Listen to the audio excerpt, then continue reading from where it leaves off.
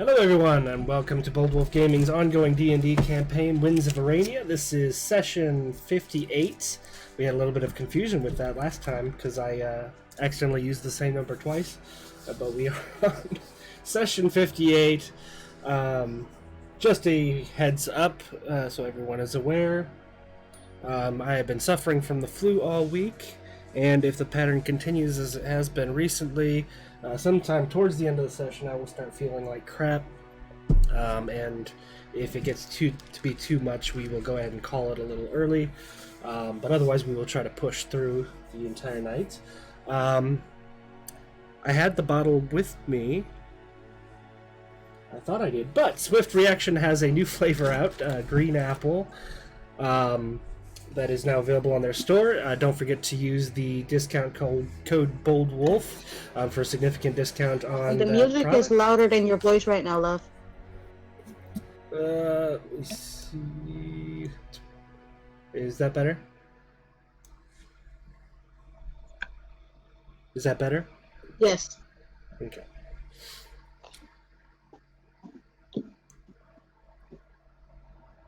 Well, now I can't hear the music at all on this end. I'm not sure if the stream can or not, but...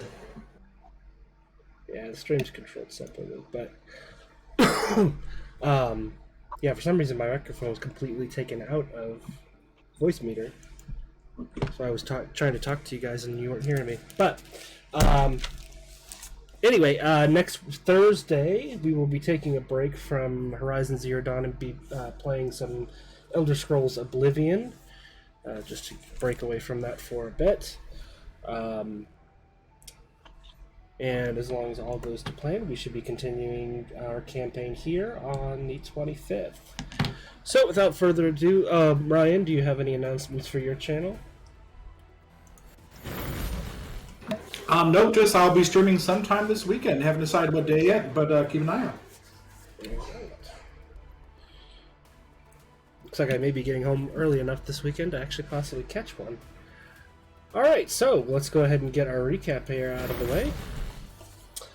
When we last left off, let's try something a little less dramatic, shall we?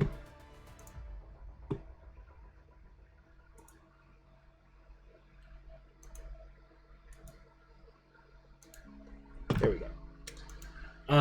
Alright, when we last left off, the Regulators laid out their plans for their future prison break, deciding what items they wanted smuggled in, determining what could be smuggled in immediately on the final day or not at all, and got some ideas together on how exactly they're going to do the prison break, how kind of chaos they're going to cause. They were able to run into Barros, the former personal guard of Jarl Valser, finding out that he had left the Jarl's service and had joined the Holy Regulators, so he is now in their service. They also have heard multiple stories of some people who do not care for being in Alexandra's presence, especially when she keeps spouting off about things about the future she knows that nobody wants to hear about. They put in some plans, collected some of their money, arranged to have another airship built for the Holy Regulators, and began the process of constructing Zuko's hover bike before they headed out of town to help Meara with a Huntsman contract that she had picked up just outside of the city. When they proceeded to the temporary town of Aberforth, they immediately noticed that something was wrong. The homes had no smoke coming from them from the fireplaces, and the activity in the streets, in spite of it being a small town, was even less than Meara and Echo had seen the day before. When they entered into the town, they found spider silk-like excretions left on several of the buildings, and while Malcolm was having flashbacks to Red Valley, Echo noticed a curtain disturbed in one of the nearby buildings. Forcing their way in to that structure, they found an alchemist's lab, and after a short time, the alchemist himself, an eccentric but genius experimental alchemist that worked for the mine itself, creating solvents to dissolve the rock. It also had a few other interesting inventions, including combustible lemons. But he reported that the foreman of the mine had decided to gather the miners up to go after the cave fisher in the mines themselves, because the creature, when taken apart, has a lot of valuable insides. And they decided they'd rather take care of it themselves than have Meara come back and do it for them.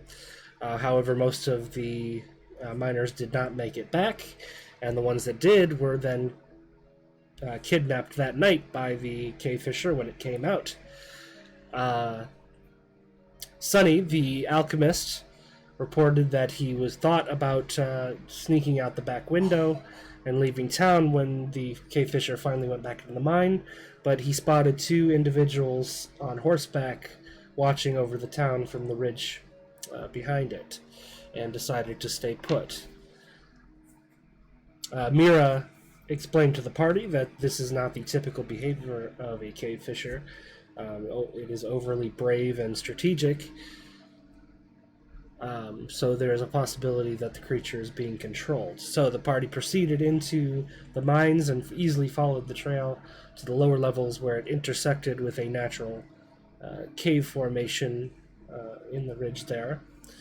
And before even crossing the threshold, Malcolm asked Meara to cast daylight, I believe it was, to light up the cave, and sure enough, dangling a strand of its filament, trying to capture anyone stupid enough to run through the center of the cave, was the cave fisher, ready to attack. So, without further ado, I need all of you to roll initiative. Okay. Just some takeaways from your recap, Matt. Whenever you're hunting cave fishers, it's the inside that counts. And whenever life gives you lemons, you make good lemonades.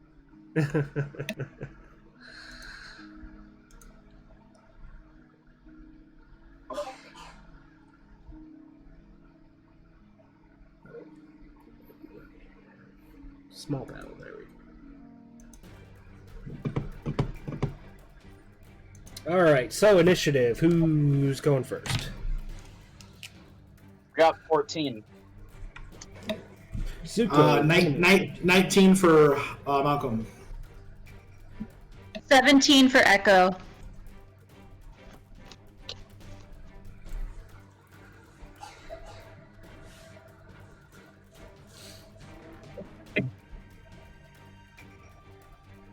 And Meara, you're muted in case you didn't know.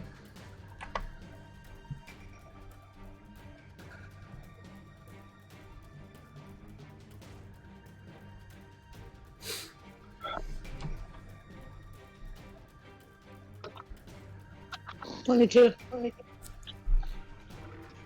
Meara, alright. So, top of the initiative.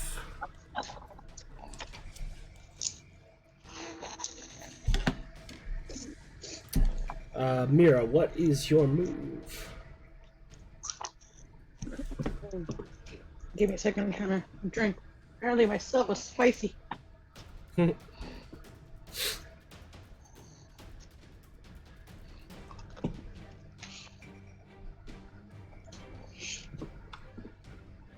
it feels like I'm breathing fire.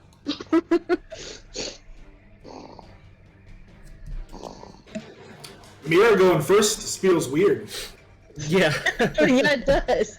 It really does. I would like to cast Firebolt. Alright. Roll for attack. That's a D20, right? Yep, d20 plus your wisdom modifier, or your spell attack 25. modifier. 25 hits. Roll for damage.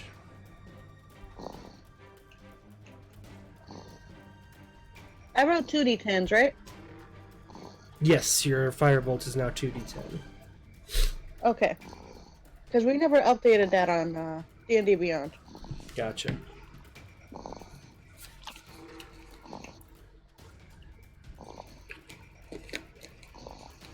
$13.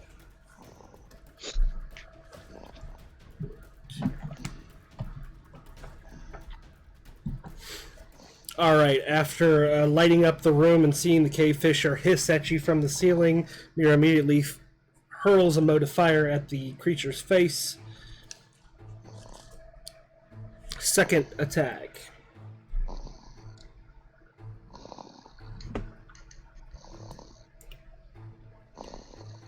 $26.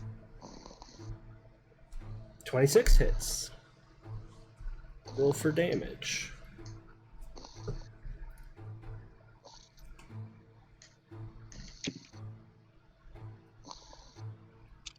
$9 damage. 9 damage.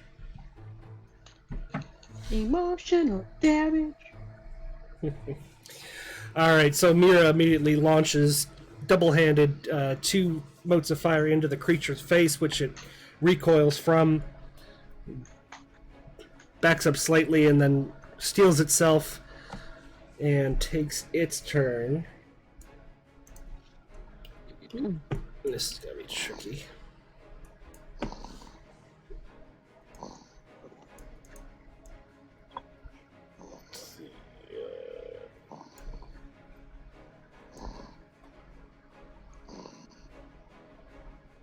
Whoa, why won't it? Whoa! That might be why. Yeah, that's not supposed to be up there.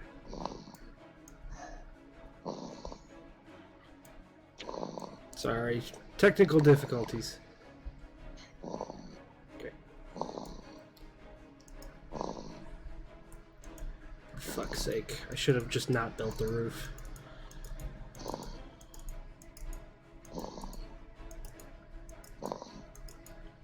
Oh, I'm sorry. Shit, you guys are probably hearing snoring. That's not me. That's my son. I'll mute myself. I'm sorry, guys.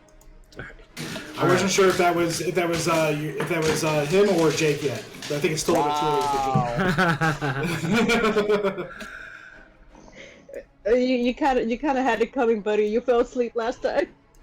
Oh, I know.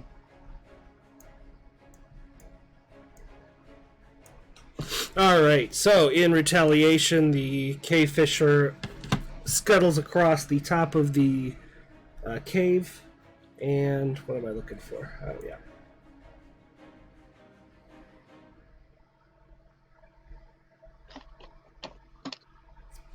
Alright, and it attempts to swing the silky filament that's dangling from its mouth in Meara's direction.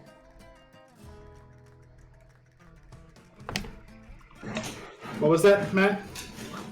What? I couldn't hear what you said there. Oh, did everybody miss that? Yeah, I kind of got distracted by the music. Kind of makes me want to shake my hips. Actually, not sure why it's playing the Spanish stuff, but all right. Sorry. So the cave fisher scuttles across the top of the cave and attempts to swing the silky filament that's dangling from its mouth in Meara's direction, and 19 to hit.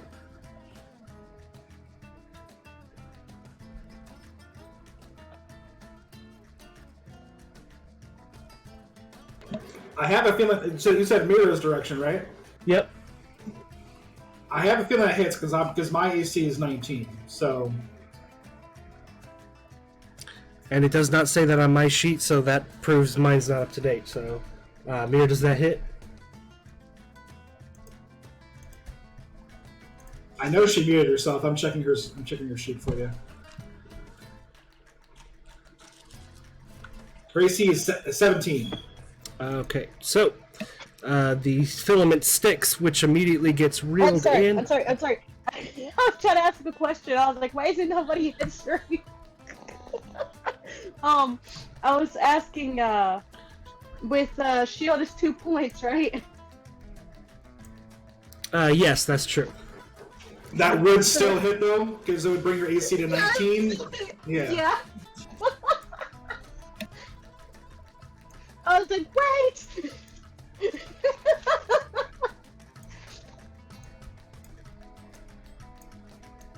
Oh my gosh, this is driving me I'm gonna nuts. swing. Nope, not yet. Music's really loud again. Why is that suddenly out of control? What the hell happened to... That I better? didn't touch It's nothing. It's probably playing because it knows my turn's next, and I'm about to unleash hell on this dude. Yes, do it.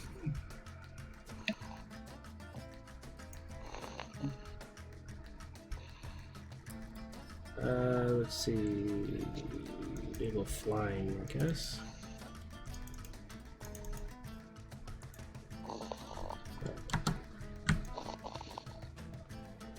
Alright, so Meara is caught in the filament and hanging 55 feet above the floor.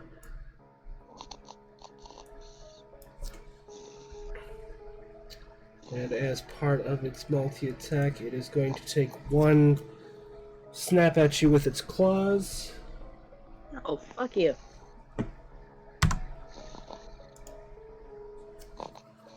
Jeez.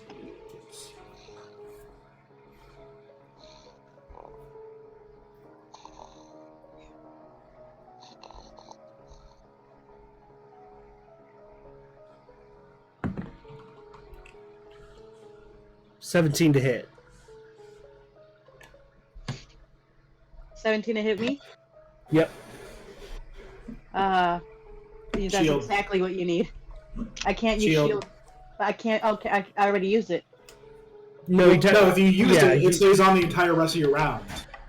Oh, okay. and so, also technically no, you didn't okay. use it because it was useless against that attack. So, yeah. Yeah. All right, shield. All right, so the attack clamps down on the shield and doesn't break through to actually make contact with you.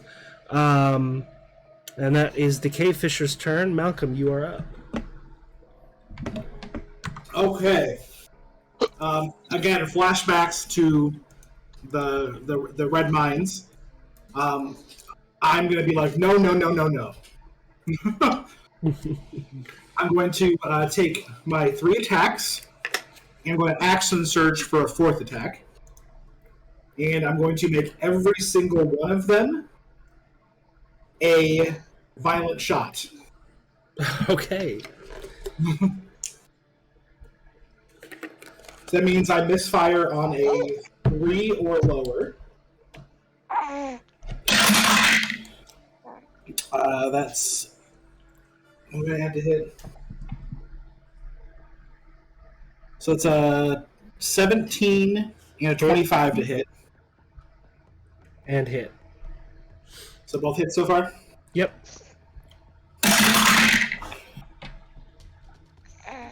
And then a 27 to hit and an 18 to hit. All of them hit. Okay.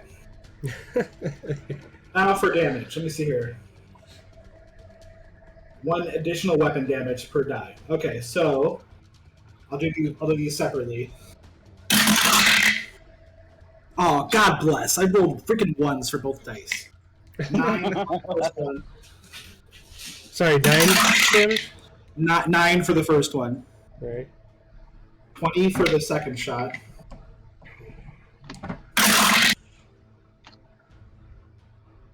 Uh, 11 for the third shot. And then 13 for the last shot.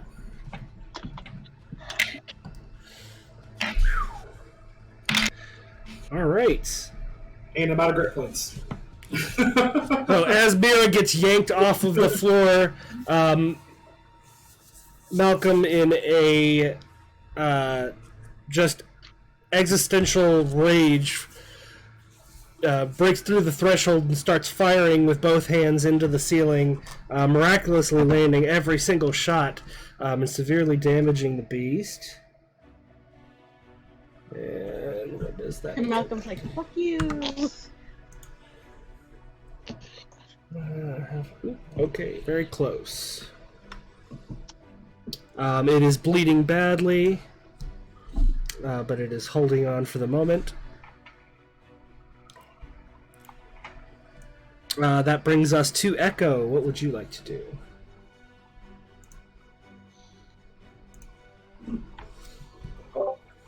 How far away am I from it?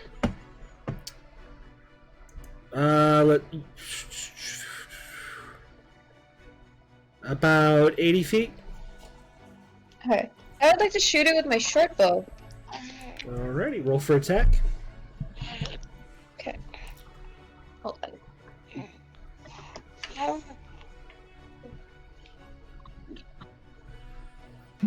Correct me if I'm wrong. Is this Echo's first attack in the campaign? Second. No, she attacked. She helped you guys with the fight in Rumlin. Okay. Okay.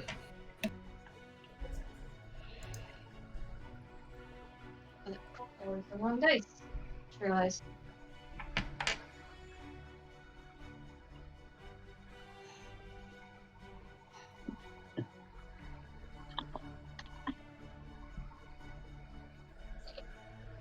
Um.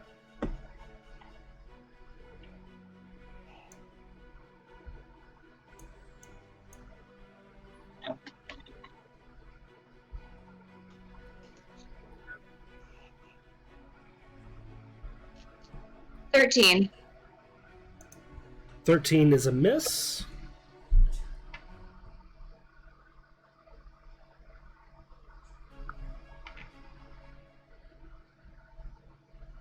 Do you have a sec? You're a rogue. You don't have a second attack, do you? No. Alrighty. So that brings us to Zuko. How would you like to proceed? Oh, but before we move on, any movement on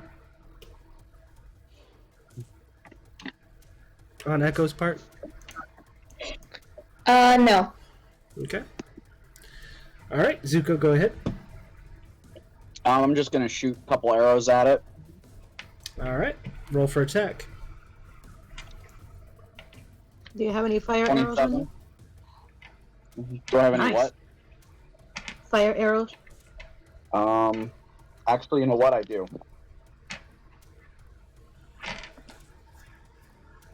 Alright, in that case, do one attack at a time.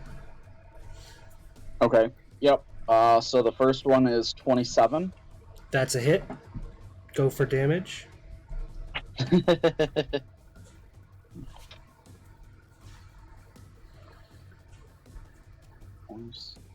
10.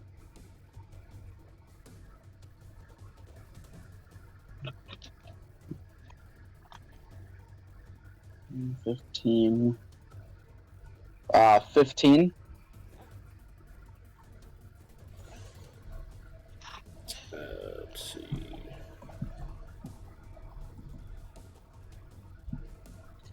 What the heck is going on? Alright, it is now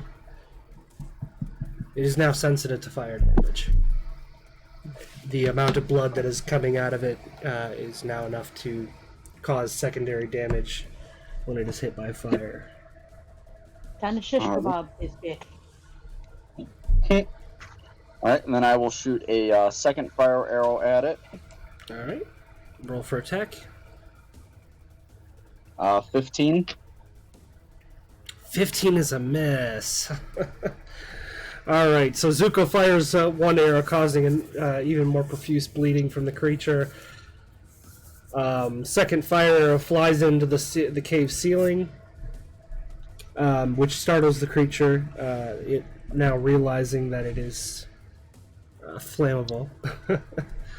And that brings us... Oh, any movement?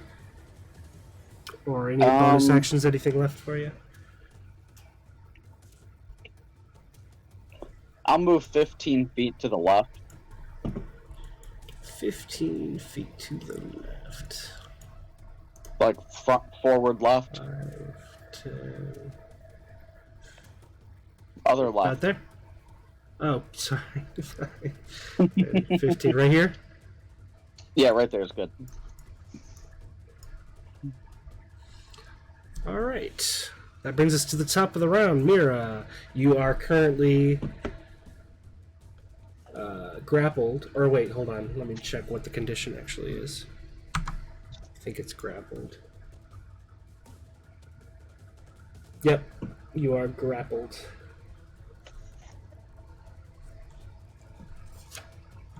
Which means your speed is 0. That's it.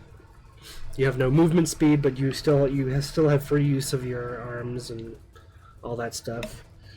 Do you want to But she's attack? also like 55 feet up in the air, right? That's correct. So if she were to break free, she would fall 55 feet. Correct, in Sounds theory. like my death shall be glorious. Oh shit.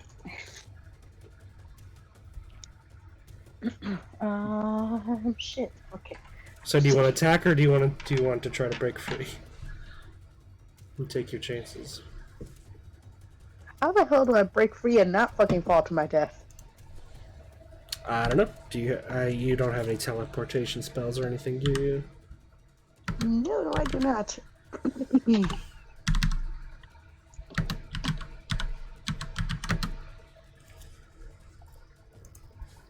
You don't have feather. I mean, fall. technically wait. speaking, you could break free and grapple it. No, wait. My wings. Oh yeah. My super fucking bright angelic wings that I keep forgetting about. Okay, hold on. Oh, shoot. I put down the tablet like an idiot. Let me take a look at...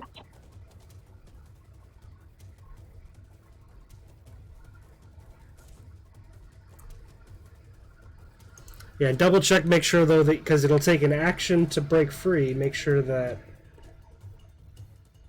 spell is a bonus action. Right. Well, it's not on my spell list, that's the thing. I think it's in your extras or something like that. I'm gonna see if That's what I'm looking for. It's in your actions, Radiant Soul. Causing your eyes to glimmer, and 2, you can use your action to unleash the divine energy within yourself. Okay. So that means So it would be your action to do that. yeah, you would fall before you had time to use it on the next turn. Okay. So somebody else, you could tell somebody else to try to break the filament while you do your attack, and you could hold your action to fly away once you're out. Yeah, I like that idea. We can do that. Okay. All right, so you're Alright, holding so your you said action. I'm dangling from it, so I could still cast Fireball against it then.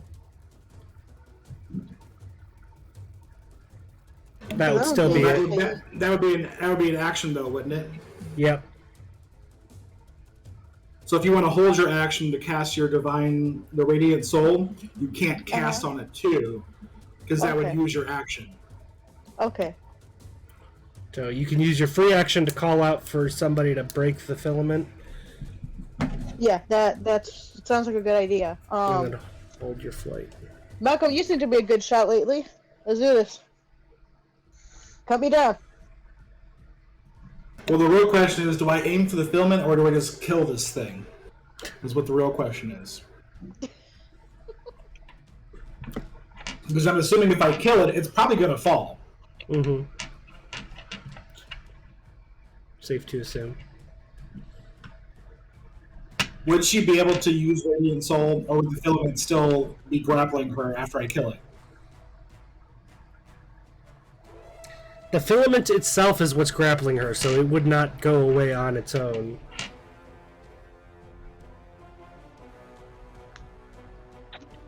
What if I throw a lemon at the two of them? You would do damage to both the filament and her and it. Don't even think about touching them lemons. I look up at Meara and I say, when life gives you lemons, throw a lemon grenade. And I lob one up Fuck you! at the filament and the cave fissure. Okay. So that would be it's an improvised weapon as far as the attack goes. So that would be just be a dexterity check.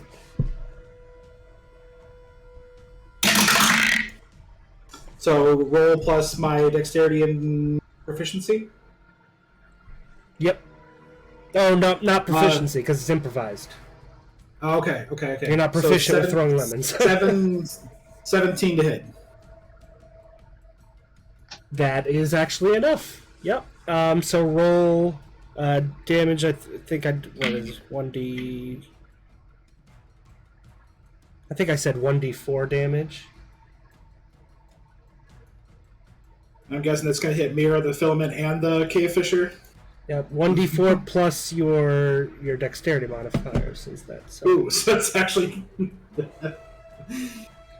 Okay, well, I rolled a 1, plus my dexterity modifier is 5, so 5 damage. 5 damage. Okay, Meara, you're taking 5 damage.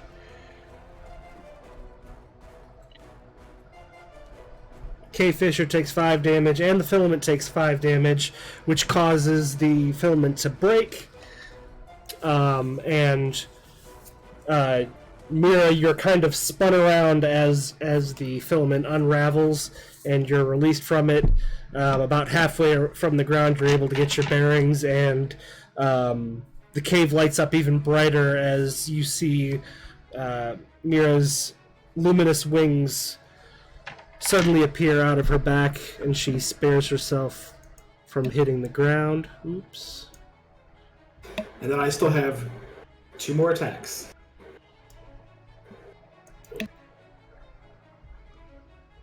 Let me get her down a little bit. Alright, so we'll say Meara's about der.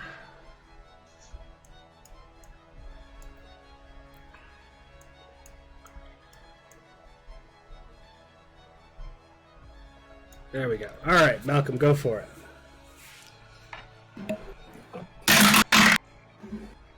Oh, almost a freaking nat 20. So one's a 30 to hit, the other one's a 17 to hit. 30 to hit and 17 to hit, both hit. Yep.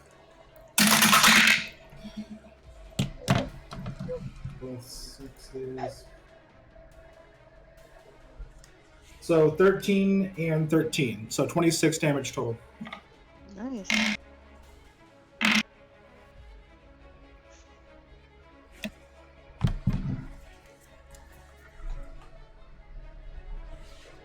Alright, so, already irritated by the fire oh crap! I need to do another... What was the fire? It was 5 fire damage, right? The grenade, yeah, 5. And since it was sensitive to fire damage, that means another 5. Okay.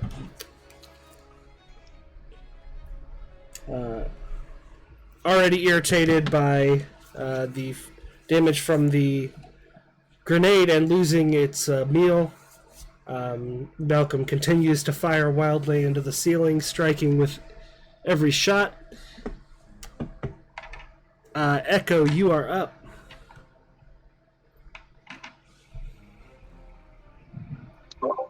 I would like to shoot it with my short bow again. Alrighty. Roll for attack.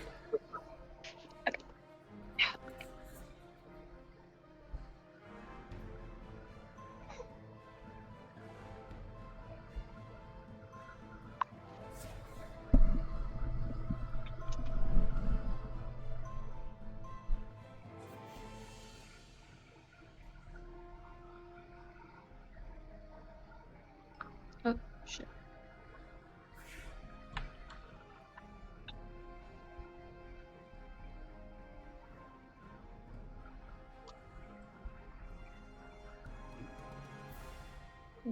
Damage.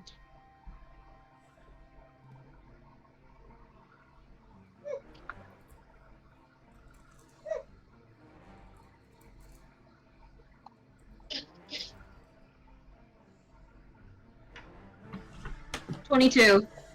22 hits. Roll for damage. Let me look. F. 10. is 10 points of damage.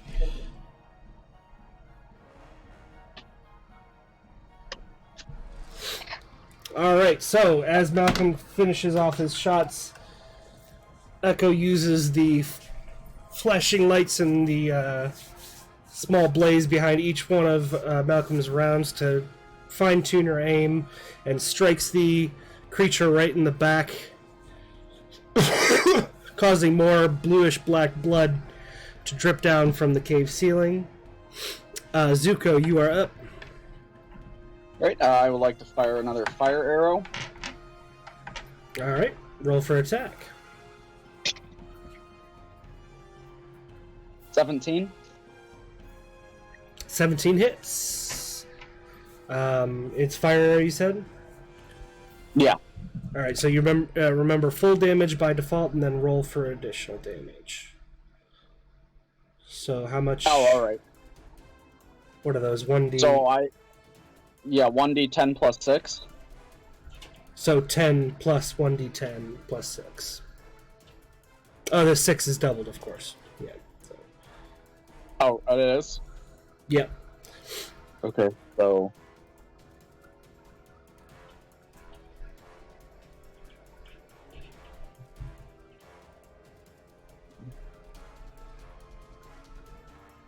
Mm. 14.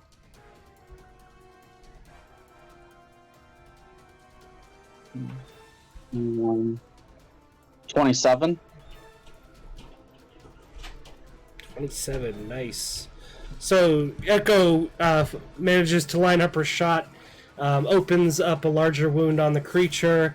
Zuko says, well, anything you can do, I can do better, and fires a fire arrow into the bloodstream, causing a large explosion, which has left the creature badly hurt. Second attack? Same. Alright, roll for attack.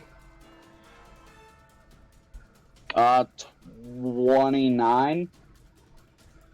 29 hits.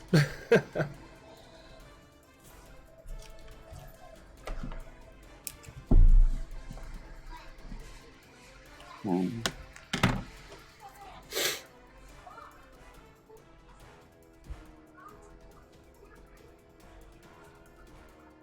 24.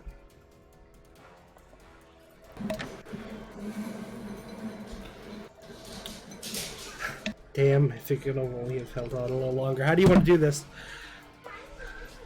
I shoot at the same spot and it just explodes. Alright. Alright, with a second shot, Zuko fires into the same open wound, which causes another explosion, cracks the exoskeleton of the creature wide open, and it tumbles from the ceiling, nearly knocking Meara out of the air in the process, and it lands in the center of a cage with a loud thud that reverberates across the cave.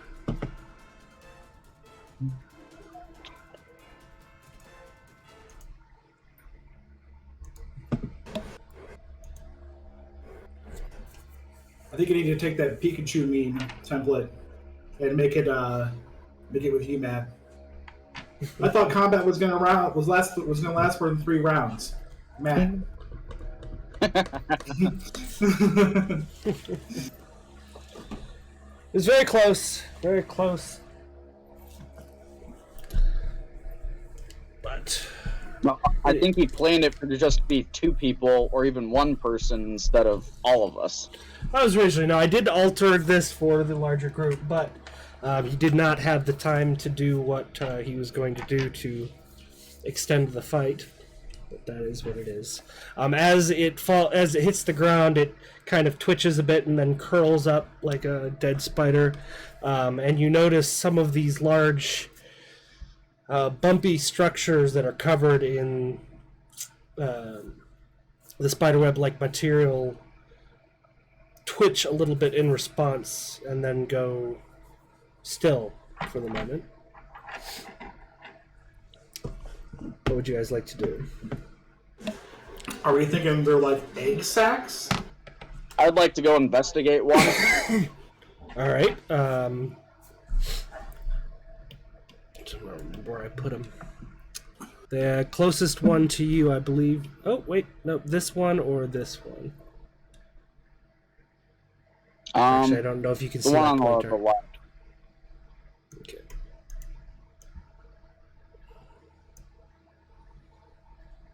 All right. I basically want to determine if it's another one of those or if, like, that's a person. Roll investigation check.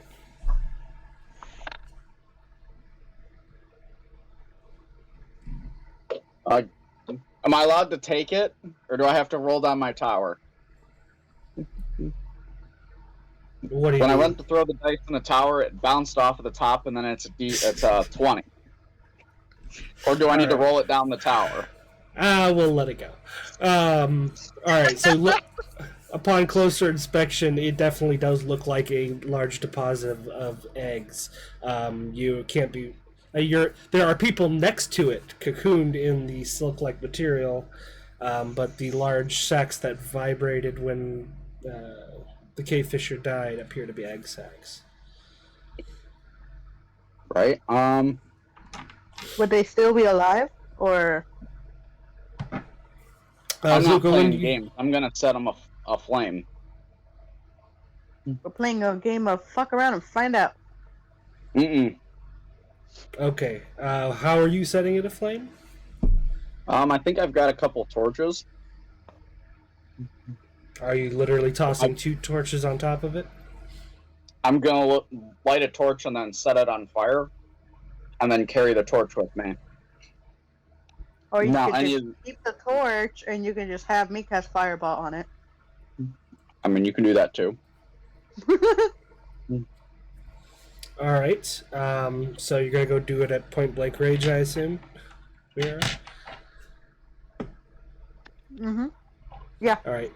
Roll for damage.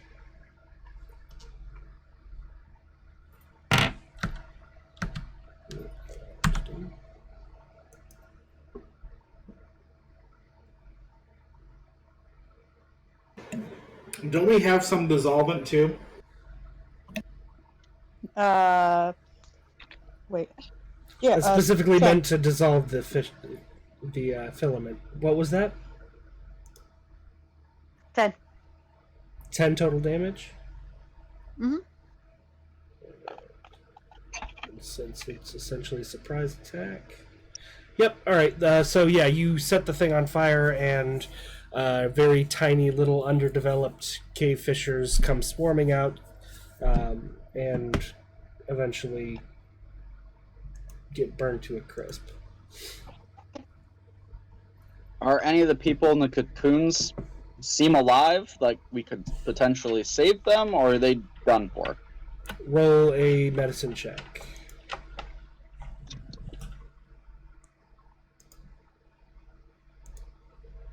$21. It appears that most of them may be not in the greatest of health, but you don't find any in the nearby cocoons that are dead. They all seem to be rescuable.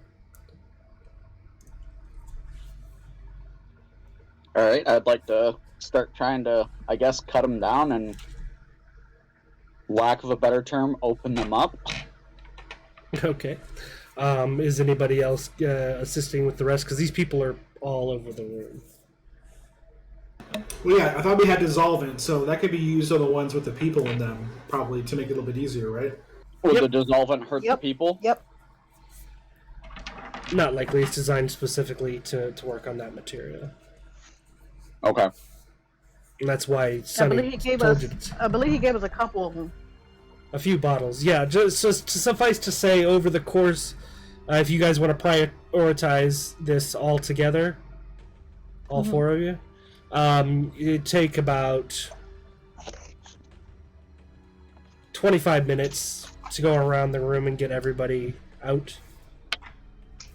Nice.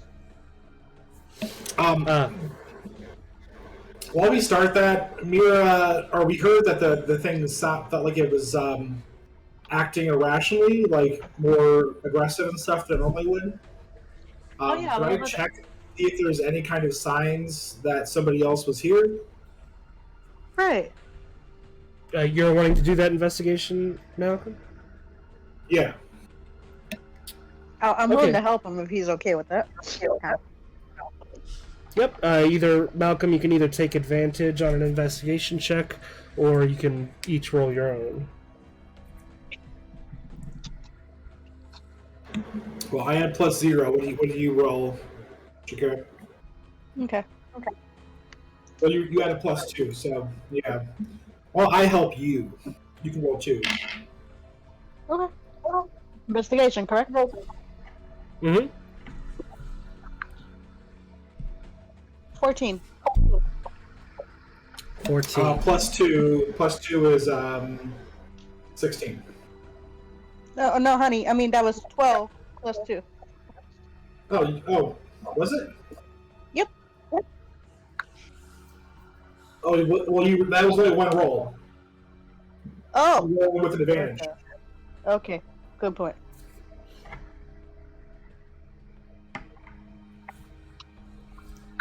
$14 was still higher. 14 it is.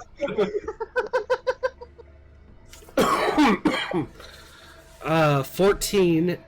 You cannot be 100% certain if anybody else has been in this room that wasn't dragged here. However, you do, in the process of your looking for such clues, you do find an empty potion bottle.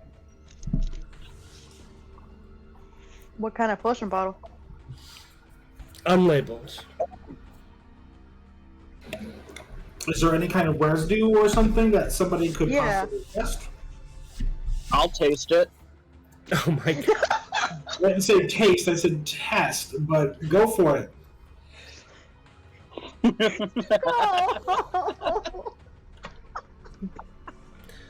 Meara, but there isn't a lot left to it. There's a very thin film, like Ryan said, residue on the surface of the glass. It has a very pungent odor. What does pungent mean? Strong. Strong. Okay. Yeah. Okay. Almost vomit-inducing. You.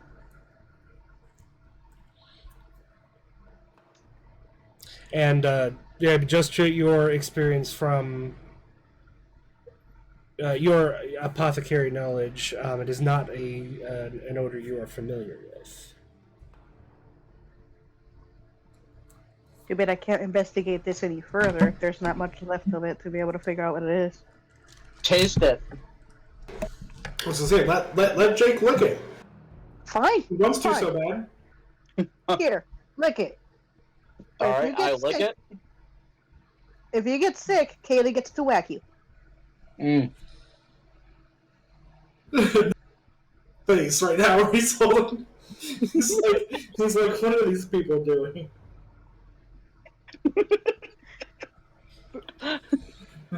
Like Doctor Who. Echo's gotta be looking at all of us really weird right now. I can see his camera. He's like he face palmed it. He like straight up the car and face palmed it.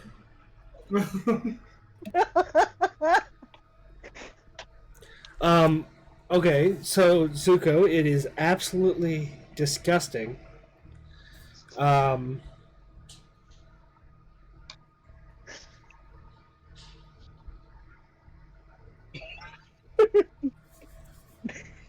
Why? Matt's gotta be questioning why did he put all of us together for this. What do you want, Valencia?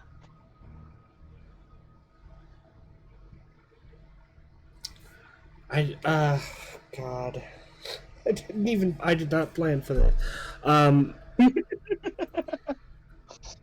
Zuko, I guess you can add 2 to your intelligence score temporarily. Okay. And over time, after you've taken a taste from this, you start to feel very antsy, very irritable, amped up. Did this dude just drink liquid Adderall? I think so. Your heart starts beating way faster than you're used to, and you just have a strong need for a fight. Am I allowed to... I'm not drunk. I think the It's very Fisher different than ate this being- before we came. Did he drink it, or is he forced to drink it by somebody? Would anybody like to take a look at the Fisher? Yeah, I'll take Yeah. a look at the Fisher. All right, roll a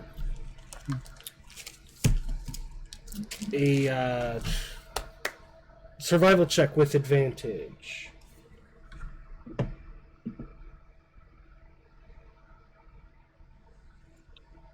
Oh, I've got a +8 in survival. You can roll forward as well without the advantage though, because this is her monstrosities are her specialty. Oh. But the two of you can 25. 25, and what did you get, Zuko? She did better than me. All right, Meara, you start carving into it. The first thing you notice as you get close to the creature, without it being in the process of trying to kill you, its brain has swollen to the point it's actually deformed the exoskeleton around its head. Yikes. The brain itself is covered in this thin... bring my notes up.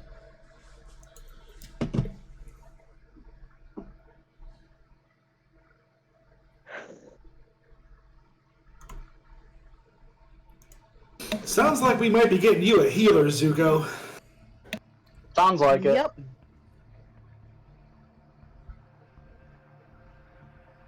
What was it? Milky yellow film that's covering the brain. Also, while you're cutting it open, its adrenal gland is about 5 times its normal size. Covered in the so we same can- substance. Refresh my memory here. What's an adrenal gland? Because my brain's not working at the moment. Literally the gland in your body collect that boom boom produces juice. adrenaline. Okay. Yep, we're gonna have to take you to a healer. And the stomach is filled with a very bright, translucent yellow liquid that smells exactly like the potion bottle. And the liquid Can itself I is very... extract some of this Yes, and put it in easily. a... Yeah, in fact, you can put it right back in the same bottle. The liquid is actually heavier than it should be. Like, it's heavier than even the same amount of water would be. Almost like liquid lead. What the hell? And you... all these things combined, Zuko's reaction to taking it, I won't even make you roll. You remember hearing about this stuff. Where did I put it? It is a potion known as Earrenia, or sometimes called Monster Maker. It's something that Huntsman had been forbidden from using for hundreds of years. But it is something the Huntsman used to use when they were, in a dry spell and couldn't get any contracts. They would give this stuff to a creature that was either too stupid or too docile to actually be a problem for people. They give it to the substance to the creature. It makes it smarter, makes it more aggressive, and makes it more likely to cause a problem for the local population center, so that they would create a contract that they could take and get paid for.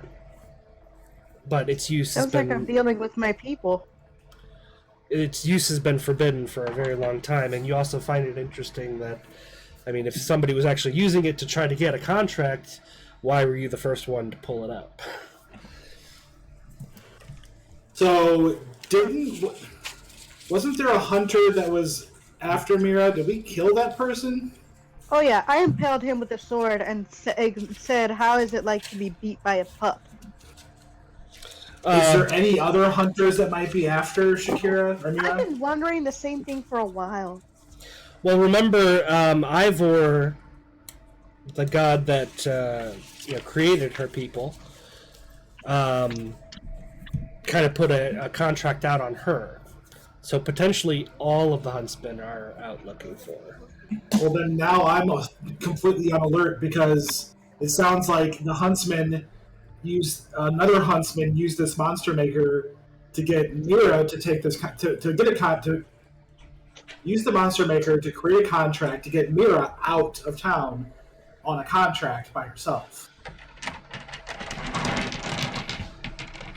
Time to whoop some ass, I guess.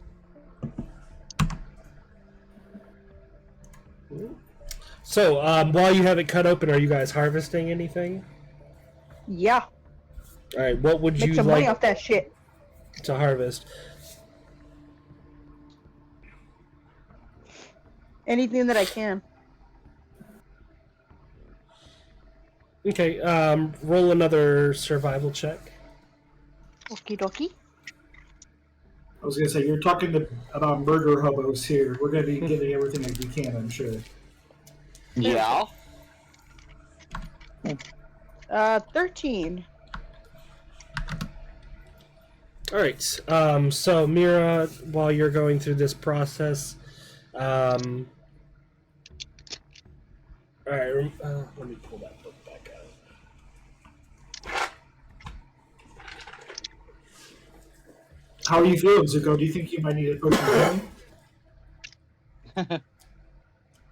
Do I, Matt? You feel a little sick to your stomach, but mostly you just kind of want to punch Malcolm in the face.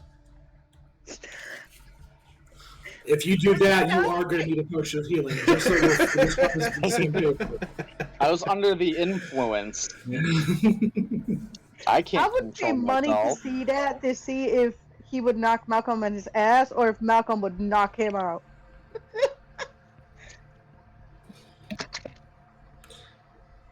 All right. I so mean, this, his character is under the influence of that thing. So I mean, it's going to be up to Zuko if he wants to roleplay that. I'm not there yet. Oh, makes sense. shit. It'll take a little time for it to really set in. Okay, so This ought to get interesting. there is the meat, there is the shell,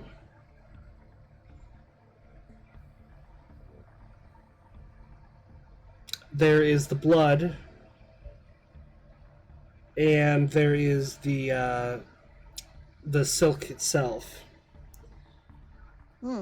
The meat isn't horrible. You wouldn't be able to. It wouldn't be practical to take a lot of it, of course, because you're traveling with raw meat. The blood is probably the easiest thing to collect. The shell, depending on what part of that you're going after, would take a while. And the silk is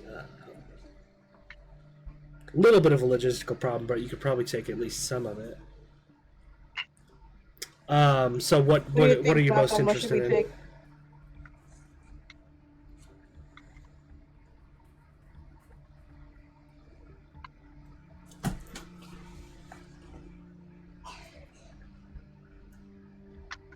You know what? Let's take the blood. Let's not fiddle with anything else right now, so like that we can go. I'm not entirely sure if whoever planted this might try to ambush us, so I want to get out of here as soon as possible. All right, so you managed to collect about 10 wine bottles worth of the stuff, which is about 300 gold pieces a pop. Okay. Going rate. Would the silk be useful at all? What's that? The silk? Yeah. Creates very strong rope. Let's try to grab some of that, guys. All right, Zuko, you're going after the silk. Roll survival check for harvesting that.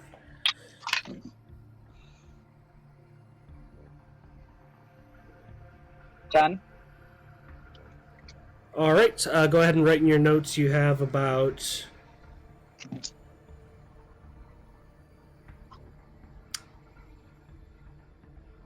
about 100 yards of single strand silk.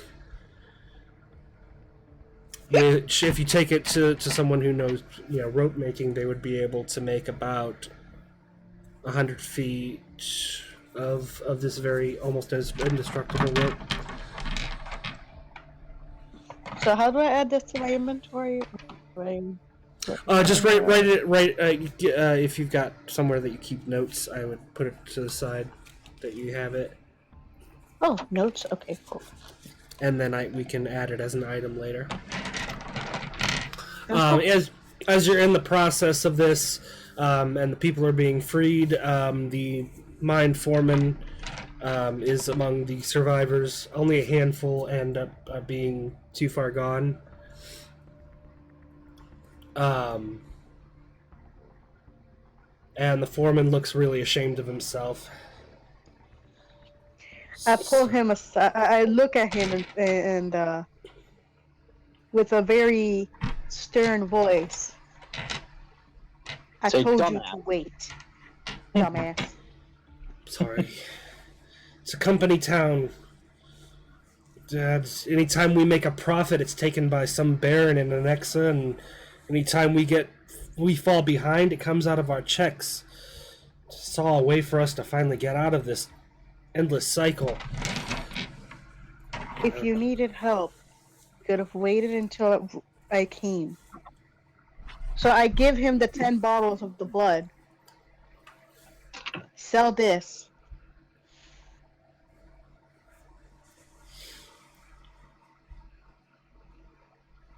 3,000 gold. Yep. 3,000 gold. If I'm doing the math right, 300 gold pieces apiece, 10 bottles. That's probably enough for that town to be set up for a long, long time. Definitely Well, enough for them to don't all. enough. Gave We them have enough 1,000 gold already. though. Can we ever have enough gold? No. To go. Thank you. We'll take this and we'll get out of here. Probably best this mine gets shut down anyway. I don't like the look of those egg sacs.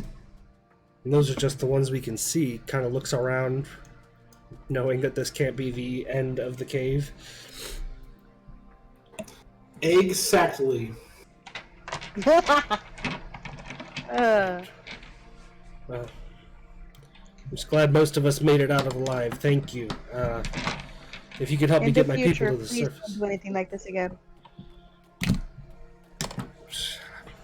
I'm out of this business, man. I think we all are.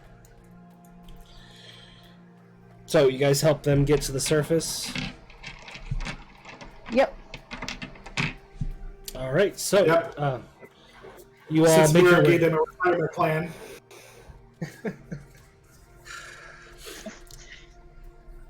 You Alright, can so, kick my ass later about it. with the corpse of the cave fisher left to rot and the egg sacs waiting to hatch, you all leave the cave and enter the mines, make your way to the top, and back out into the afternoon sun beating off of the snow-covered plains around you. As you make your way out of the mine, you eventually see Sonny actually timidly step out of his home and look out at you in amazement that so many people are coming up with you. You did it! You did it! They're all alive? I walk right past him and keep going. Rude.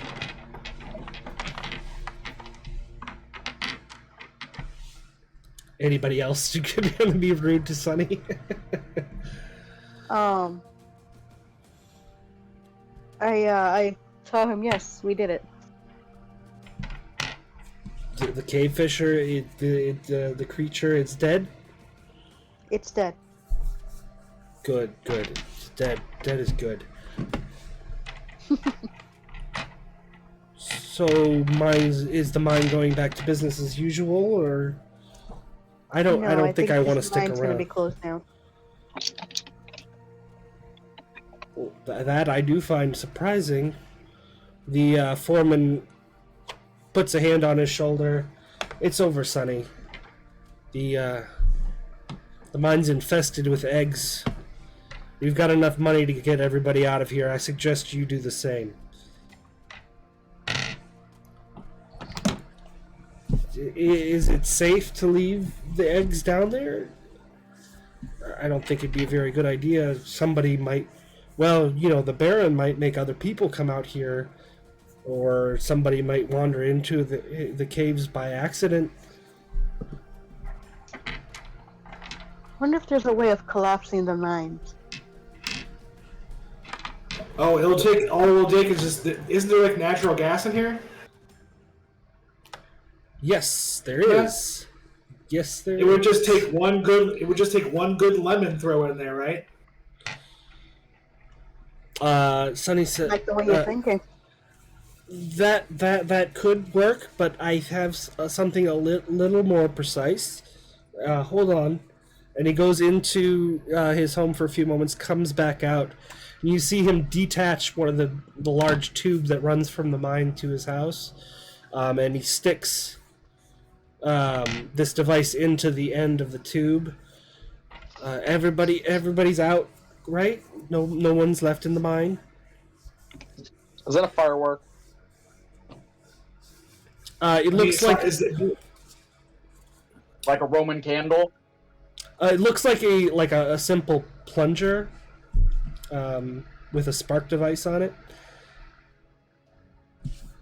Can we look at the foreman and ask him, just on his own knowledge, does he think there's anybody left in the mine? Are we missing anybody that might still be alive?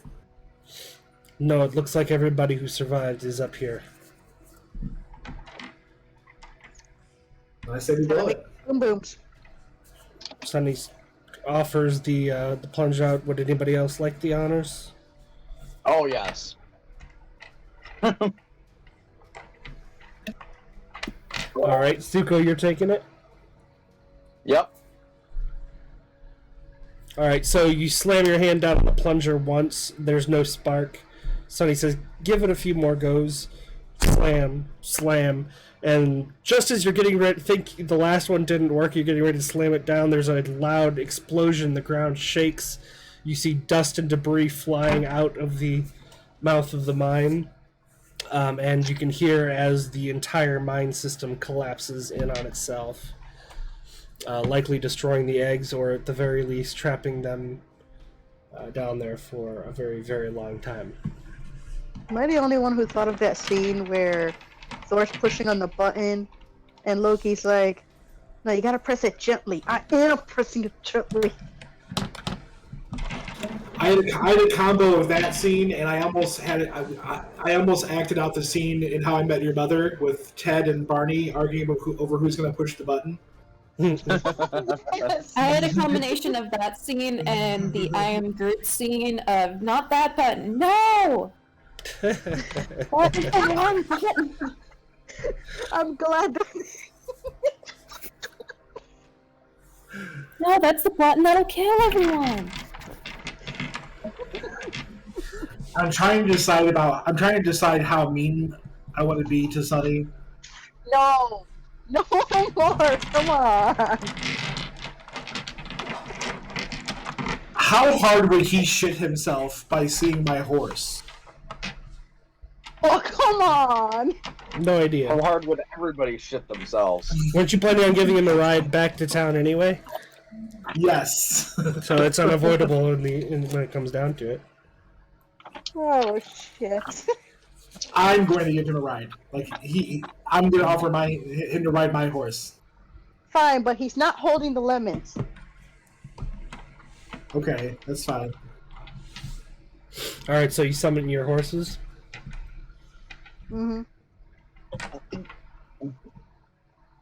All right, so you summon your horses, and actually, Malcolm, to your surprise, before you even drop the horse's disguise that usually comes up when you're in public, he looks with interest at the horse's head and looks it up and down. Undead horse, huh? Suppose that means you have complete control Nice. over it, right? Yes. That's good. Real horses make me more nervous than this thing does. I activate fear aura and mark him as hostile.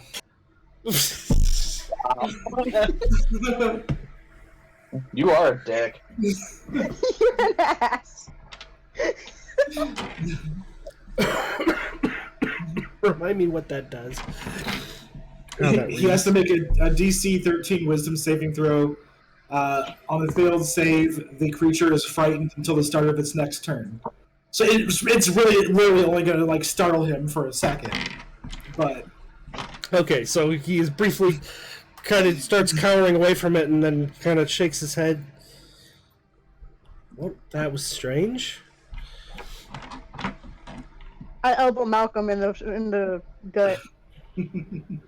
Rude. So I take it I'm riding with you. sure, Okay, that backfired. as I said, I don't usually ride horses. Real horses make me nervous. They get a little ornery. They could end your life with one kick. So, if somebody could help me get on. I reach my hand down after I swing up. All right. Everybody else mounting up. Who was Echo riding with? She can ride with me. Alrighty. So, marching order out of town. Let the man with the dead horse lead. I'll lead. I'll go second.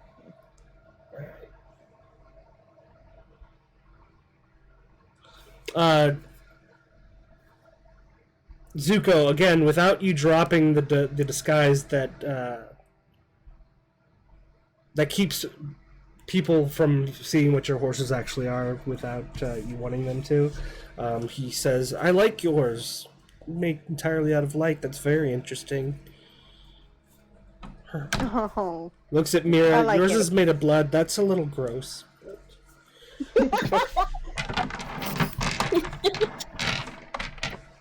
She's my pride and joy. I meant no offense, but I just I can't help but say what I'm thinking sometimes. Just It's okay, Sonny. so you guys begin to march out of town, slowly making your way through the snow. The small town of Aberforth disappearing behind you. As the sun is now almost coming straight across, casting long shadows on both the dead deciduous trees and the handful of evergreen trees mixed throughout the woods, leading back to the Annexa Highway. Change the music.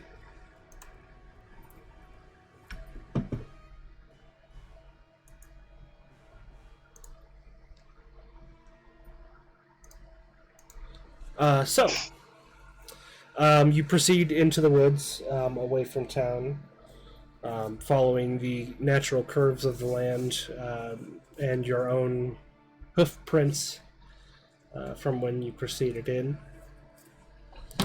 Sunny actually looks significantly less nervous and amped up.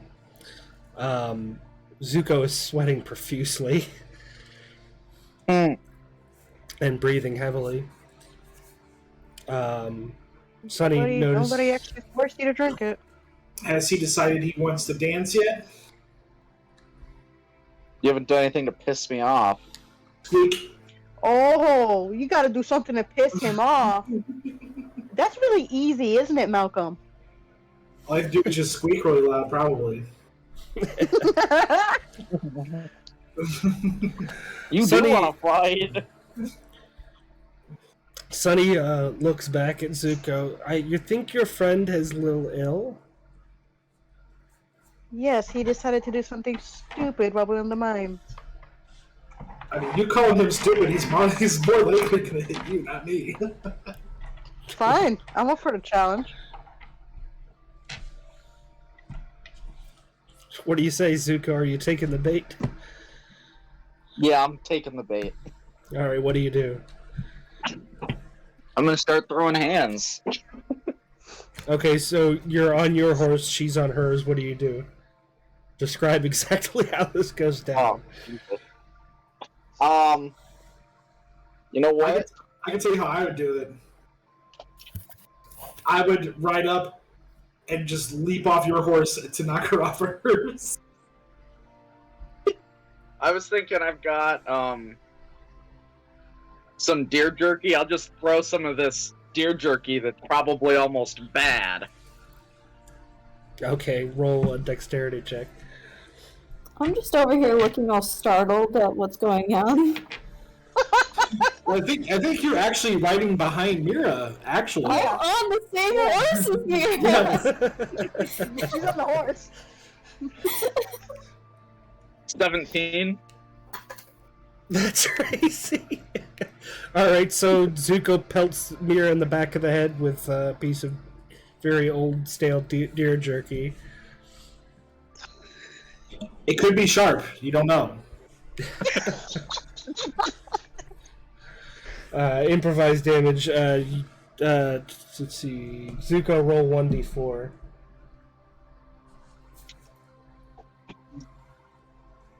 Five. Alright, Meara, you take 5 points of bludgeoning damage from Meara has taken 10 points of damage today. It's all been me and Zuko. I know.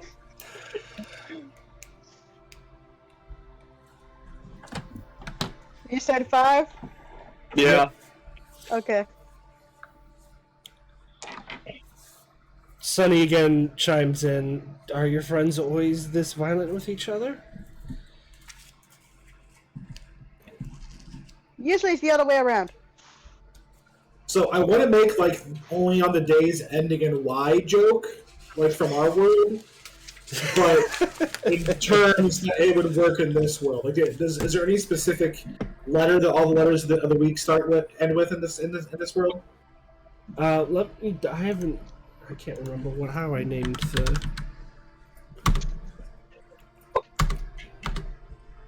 The fuck? I think it's been a while since I've seen the calendar too. Yes, they do all end in Y. Okay, so yeah, same joke then. Only on days ending in Y. Sunny, out of nowhere, lets a smile play across his face. It's been a long time since I've had friends. I think when we get back to it next time, I'm going to try to change some things. Get past my problems with people. So what kind of research does this guy do? He's an experimental alchemist. He mostly works with chemicals and stuff like that.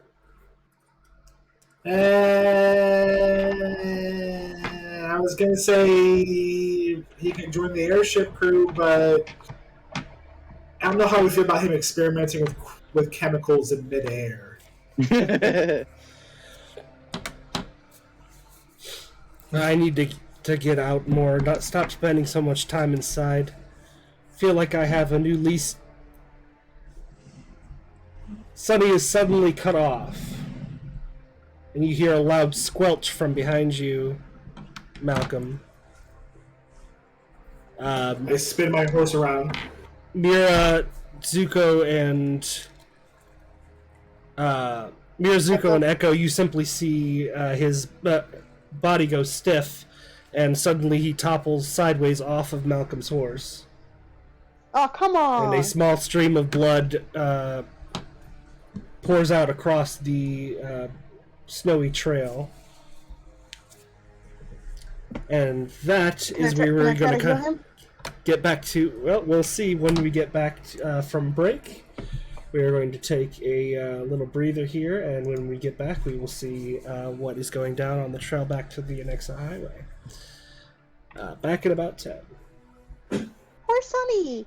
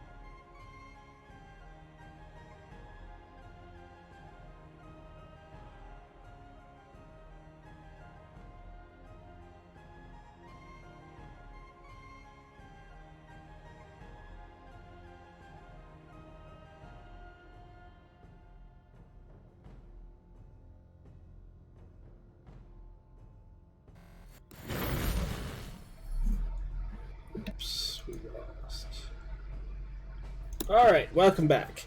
Alright, so as you see Sonny's body topple off of Malcolm's horse and he spins around, Meara, you can spot the tail end of a crossbow bolt sticking out of his shoulder, very close to his neck.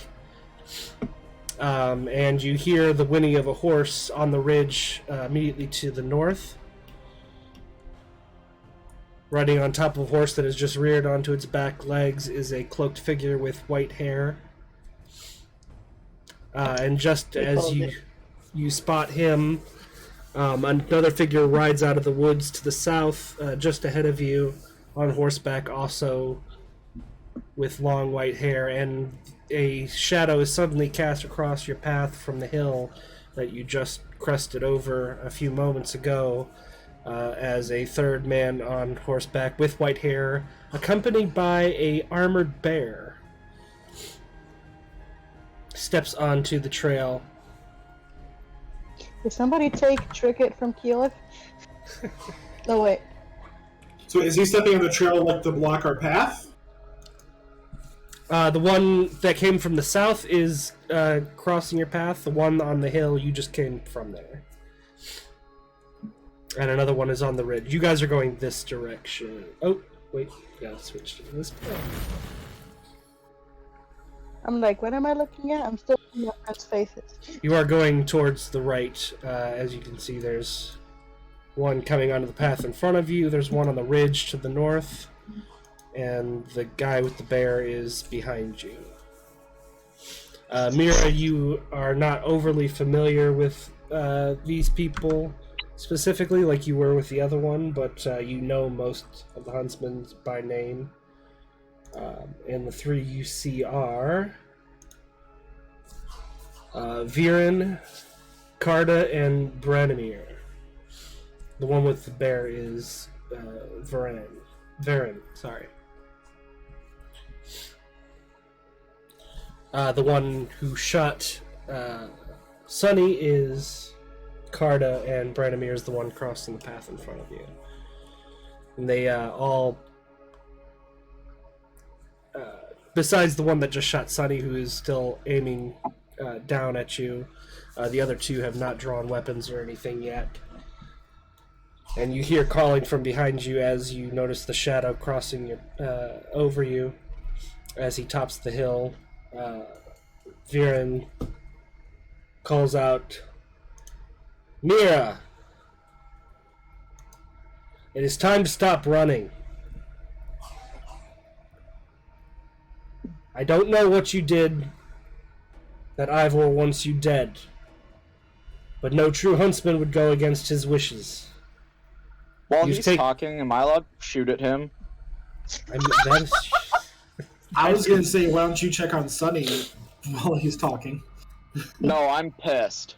Oh shit, you do have that fucking potion. God bless it. Diplomacy out the window. Alright, so Zuko. As I fire it, I say we have shit to do. Alright, hold on a second. Let me get... Damn! With this thing that he's drank, Zuko has grown some big cojones.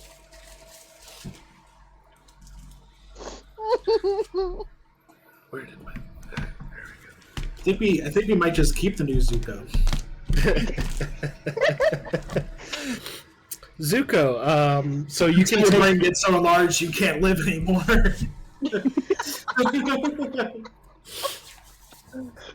Alright, Zuko, go ahead and take your one shot. Your surprise round shot. 27. Oh! Holy crap. Damn! Roll for damage.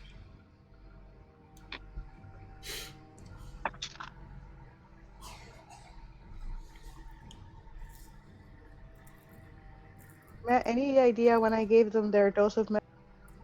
No idea. 26. 6. Alright, so, cut off mid-sentence, Viren suddenly has a arrow sticking out of the shoulder of his armor. What the? He didn't let him finish his speech. Keep in mind, I say we have shit to do. I kind of look back at Zuko and I like give him a grin. And my Alright. response is, "What are you laughing at?" So are we going to have to roll initiative here, or Yeah, Zuko got the surprise. It surprised you guys too. Alright, let's see here. I need to get initiative written down for them as well.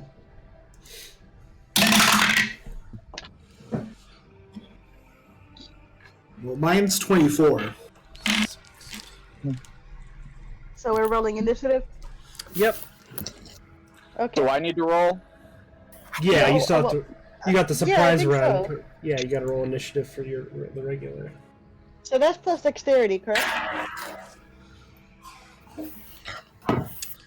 Mine's 19. Yeah. 19. 18? Because that's the proficiency bonus, correct? It's 20 plus your dexterity, Okay, Oh. yeah, that's what I thought. and you have Yeah, advantage it's still because you're a ranger. Okay. Yeah, 18. 18 for your. Okay, Zuko and Meara are tied. What did you get, Malcolm? I had 24. Matt, when you get a chance, we should give her her medicine. She's coughing up a storm. Oh, I can hear it. Yeah. Like if we can hear it, I can't imagine how she feels. So does Zuko shoot the guy with the bear? Yeah. With the he was the one that was talking. Yep. Whatever. The guy with the bear is the leader, believe it or not. That's cool. Can I summon Wolfric with me? Can I summon Wolfric to where I'm at?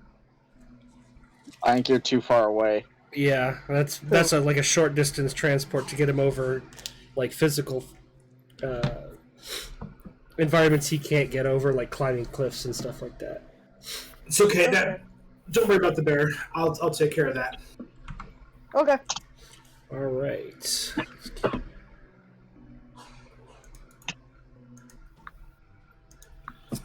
All right. So, top of the initiative is Malcolm. Once you recover from the shock that Zuko has started a fight, how would you like to go? First of all, I think in this moment, Malcolm kind of grunts. It's like, looks over at Zuko and with a little bit of respect because he pulled a Malcolm. You know, he shot first and asked questions later. So I'm kind of he earned a little bit of respect from me today. Awesome.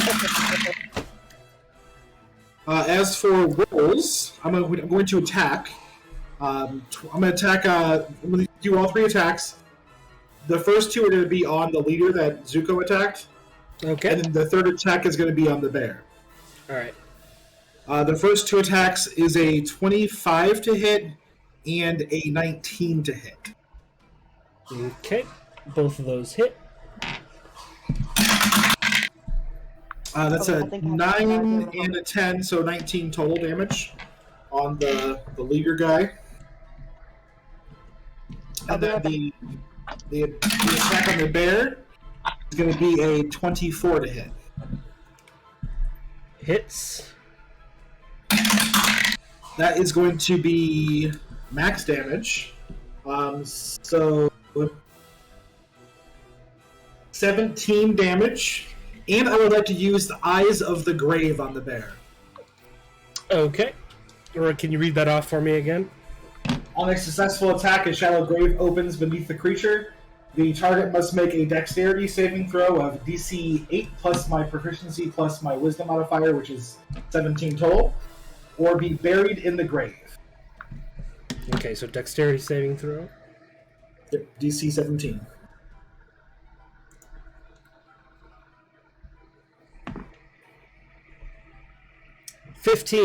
Bear is a hole opens up. Malcolm fires off 2 shots at the leader, striking him twice, and the third one is aimed at the bear, which is then knocked into a magical hole that suddenly opens in the hill. What's the what's the saving throw to escape the hole?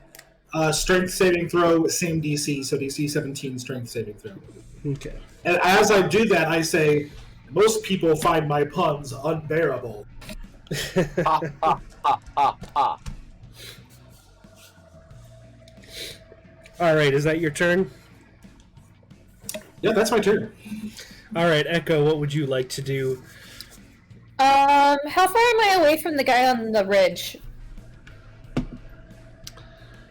5, 10, 15, 20, 25, 30, 35, 40, 45... About 50 feet. Okay, I would like to use my short bow to shoot him. All right, roll for attack.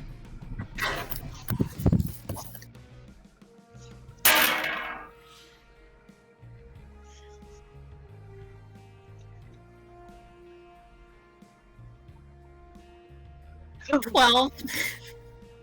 12 to hit. Yeah. I forgot to write down their AC. Ooh, just short. Alright, so Echo, in turn for the shot at Sunny, takes a shot at the Huntsman on the ridge. Goes a bit wide. That brings us to Zuko or Meara. Who wants to go? Oh, wait, I don't think Zuko's going to give Meara a choice. Say what? Yeah, no, I'm yeah. shooting. Who are you shooting? The guy I shot the first time. Okay. Roll for attack. Mr. Dialogue. 24. 24 hits. Roll for damage.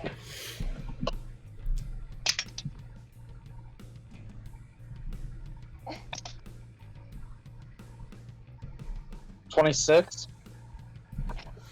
26 hits. So I think you were gone, Shakira. The bear is buried in a shallow grave. Oh, nice! I haven't seen you use that move. We went to Alark's Hometown. Yeah. I forgot the name of it. I think we really haven't had too much in the way of like really heavy combat since then, though. Yeah, I think you're right.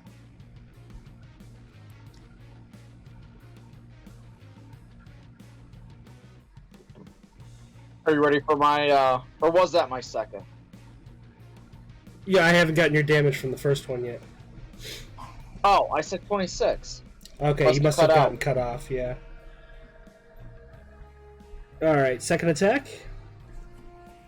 Same guy. He 18. 18 hits.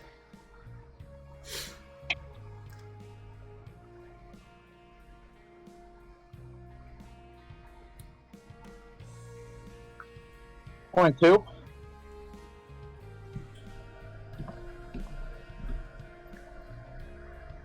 Alright, Zuko, now sweating even more profusely and breathing even heavier, continues to just fire arrow after arrow at this guy.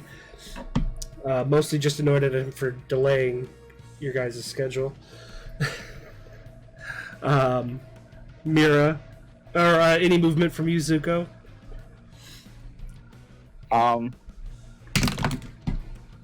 Where am I at on the map? You are right here, parallel with Echo. Okay. No. Okay. Meara, your turn.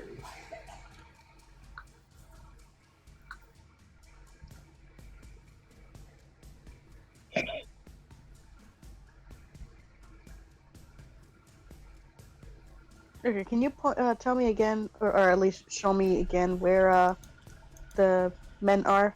I am having trouble seeing the map con. You're close enough to make your way to the leader, I think. Yeah, the leader's right here. The guy that shot Sonny's up here. The other one's here. And you're here. Okay, quick question.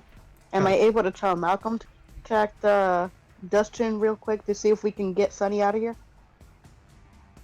Call Duskchin from like. I mean, Sonny's on the ground, probably dead. Like nobody checked on him, so. There's no guarantee to it though. That reminds me. Exactly. That's what I'm saying. That's what I'm asking. Well, Because me checking my mail. Correct. If you can check on him and stabilize him, then yes, I'll call the airship. But Okay, if you make a check and he's dead, then there's no reason to contact him for sure. Okay, fair enough. All right. So are you gonna go check on Sonny? Yes. Okay. Are you getting off? Are you getting rid of the horse? Are you jumping off the horse? What are you doing? Jumping off the horse, basically giving Echo a signal to jump off. Okay. So you signal Echo to hop off, and your horse vanishes. And you run up to Sunny. Roll a medicine check. Okay.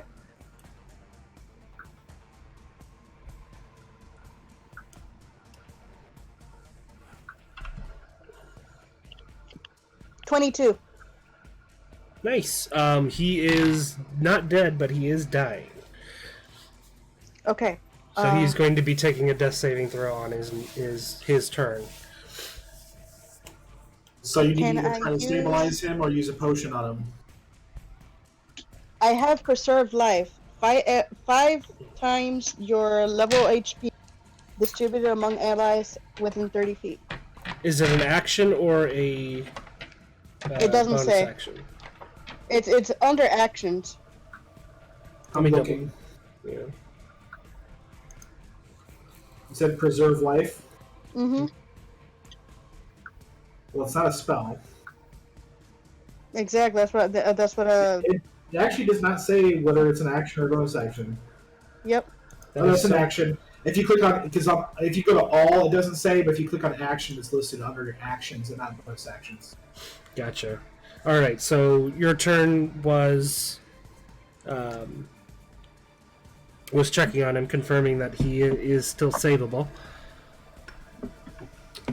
All right. That brings us to Viren, who is going to.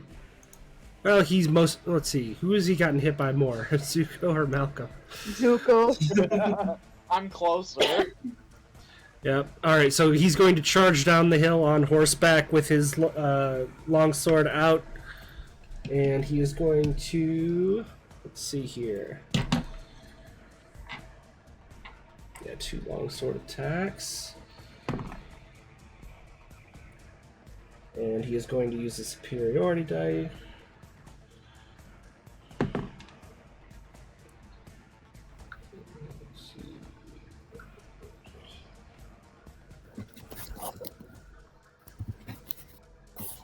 18 to hit on the first one.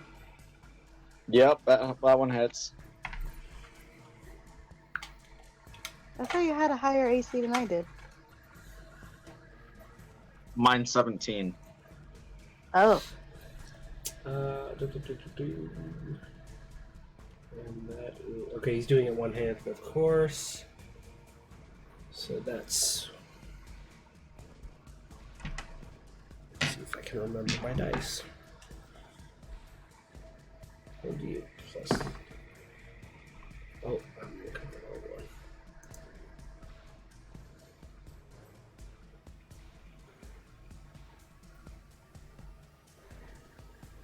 Yeah. 7 points of slashing damage on as he brings the first swing at your back. And second attack.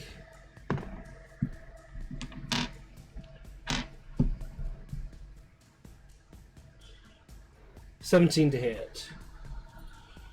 Exactly what he needed. 8 points of slashing damage. And the first one was 7. Mm-hmm. Okay, my D&D Beyond, I don't know, I can't find Zuko in there, so... That is weird.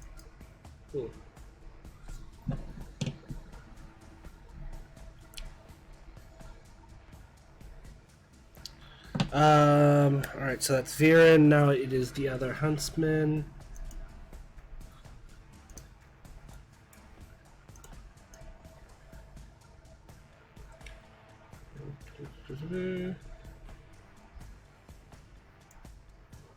Alright, so the one from the ridge rides down to your level, takes out his crossbow and aims it at Malcolm. Good luck.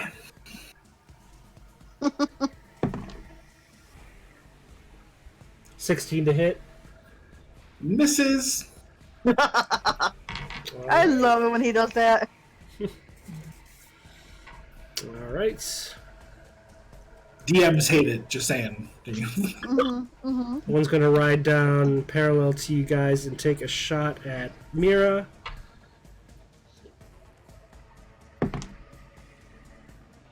$14 to hit. Miss. Alrighty. Now to Sunny's turn. Okay.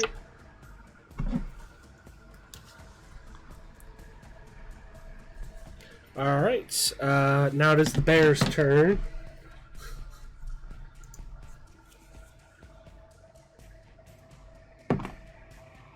I just came up another one.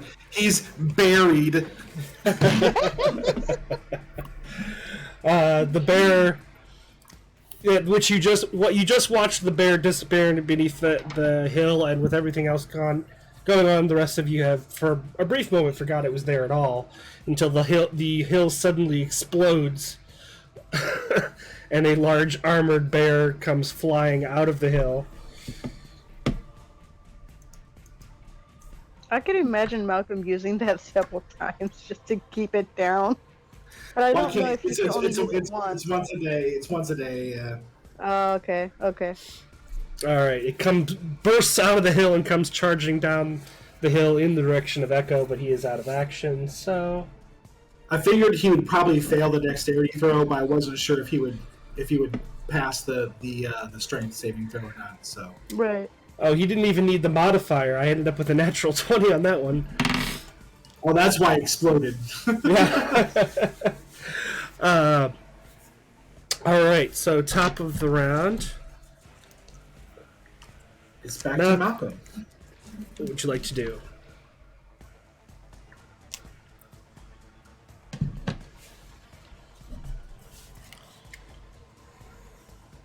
Oh, I already used Action Surge. I already used... Sorry, I'm checking off all the stuff I've already used here. Not used to that. Usually you can end combat just by going through one round, right?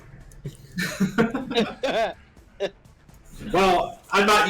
I'm used to like getting a rest between fights. I should say. that's more the point here. I think this is the first time we've had a fight, and then had another fight before we had a rest or anything. So for a long time, Yeah, at it's least, been a yeah. while. But yeah, I'm just gonna attack all three again on the leader guy. All right. 30 to hit and a 16 to hit. 30, of course, hits. 16 is exactly what you need. And then the last one is going to be 17 to hit. Hits.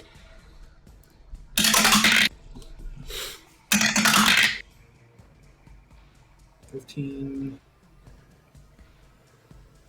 13, 28, plus another 10 is 38 points of damage.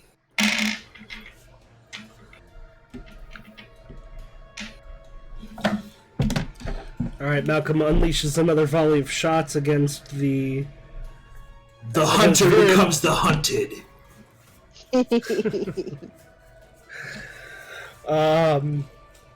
Echo, what would you like to do?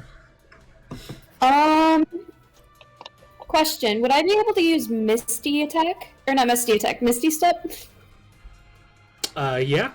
That teleports you 30 feet away, right? Yeah, I would like to teleport behind the bear.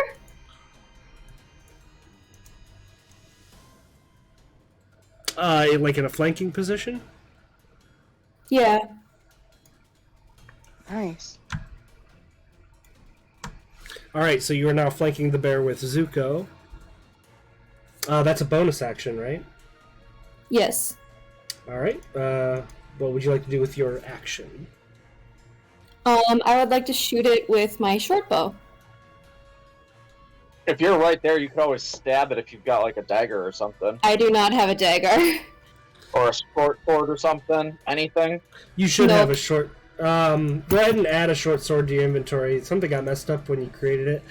Your bow at point blank range would be disadvantage. Okay, so I would like to stab it with the short sword, I guess. Alright, so you have advantage on the attack, and don't forget your sneak attack damage. That's sweet, Okay. sweet sneak attack damage. You're gonna need to tell her what she needs to add to the 20. Are you saying just like a short sword, like +1 or 2, Matt? Or Yeah, it should be like a +1 short sword. let me get the stats on that for her real quick.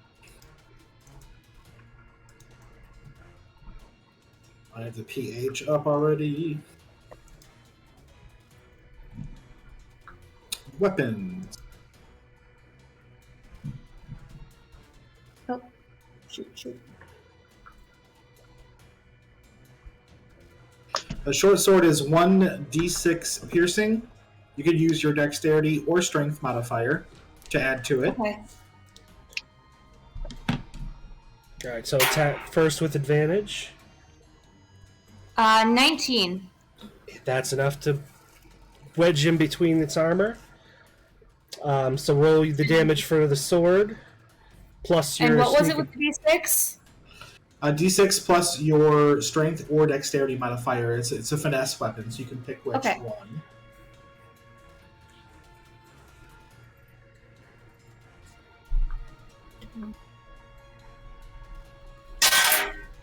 Nine. And sneak attack damage? Hold on. So that's 6d6.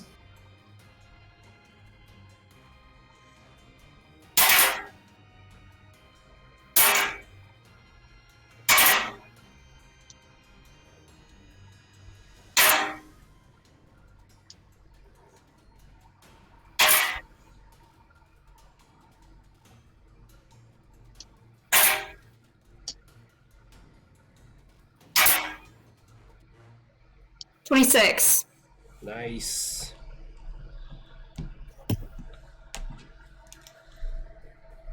Alright, so as the bear charges at Echo, you see her vanish with a loud boom and a cloud of mist. She reappears behind the bear and manages to jab her sword into the space between the bear's armor,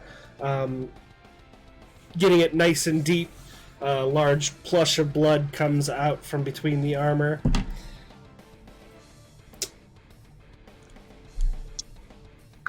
And that... I picture her like stabbing like mid reappearing. Yes. That is what I was Yes. picturing. Basically, before you even can tell where she moved to, the bear's already... so that is it for your turn, right, Echo? Yes. Alright, Zuko's still in rage mode. Yep. And that guy's right in front of me, right? On his horse as well. Yep. Or right Alright, next so to you. I will slash at him with one of my short swords.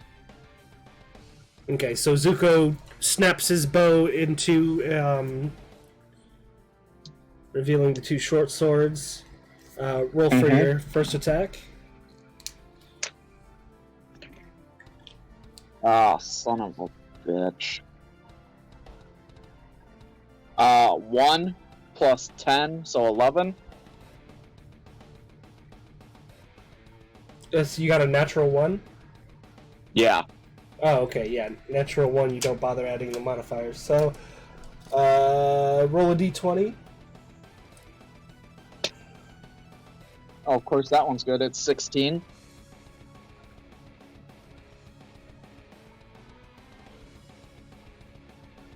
Alright, so you're mildly embarrassed by, as you swing wide, missing him completely, tagging his horse's rear end. Does the horse freak out? It's a bit upset, but it's also a war horse, so it's not Oh, going to go damn. running. Oh my god, you're standing behind a horse. Something's gonna kill. Alright, second attack. Same thing. Alright, roll for attack. 18. That's a hit.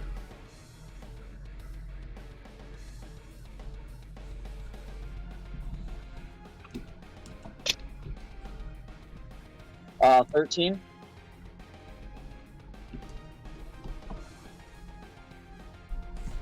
Alright, the second one, as embarrassed as you were about the first one, you angrily jab at him with the other sword, successfully cutting through part of his breastplate. And any movement?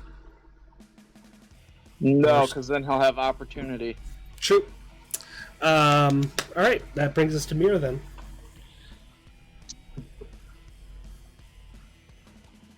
Meara, what would you like to do? Which one's my figure? That one. Well, I think did you already try to save Sunny? No, not yet. I was wondering. She just where- checked Is that on his Sonny's condition. Body? What's that? Is that Sonny's body, the skeleton? Yeah. That's all I can think of. Well, that escalated quickly. You're not sure if he's dead. Roll a medicine check. Bones and bones and bones. Alright, what would you like to do, I Meara? would like to give him the potion of greater healing. Oh, the one that I have? No. Alright, so it's 4d4 plus 4. Okay. What does the D4 fucking look like? The triangle, the Man. pyramid. Pyramid. If only I would have thought about it with my turn. I could have did a sleight of hand check and swapped out potions and Zuko's back in the middle. Well, I wouldn't know. I don't even think Zuko even knows what exact potion he has. Which one of his potions is the bad one, probably. So It's his only Anytime- potion of greater healing. anytime. What's that? It's his only potion of greater healing. Oh, okay. I thought he had more than one. I think he has regular healing potions, but greater healing, that's the only one. Oh, that's okay. Just wait till we get back in town. I'm gonna go buy 5 of them and give them to him when we get back in town. Alright, what'd you get, sweetie? 5. 5 total? Yep.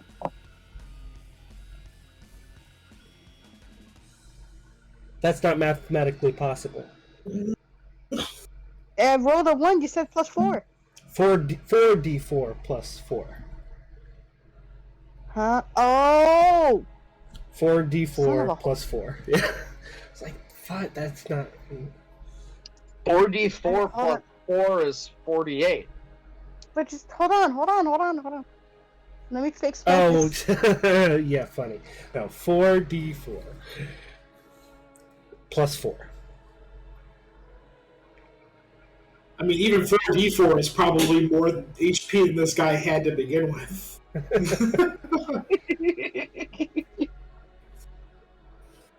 He's like a level 3 NPC. He probably has like 15 HP.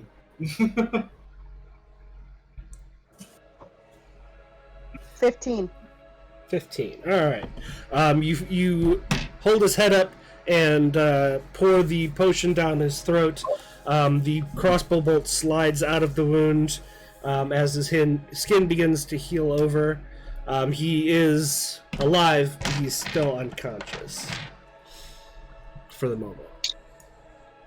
I shout to Malcolm and tell him to call Dustin. I use my reaction to shoot Sunny. I'm gonna punch you in the face.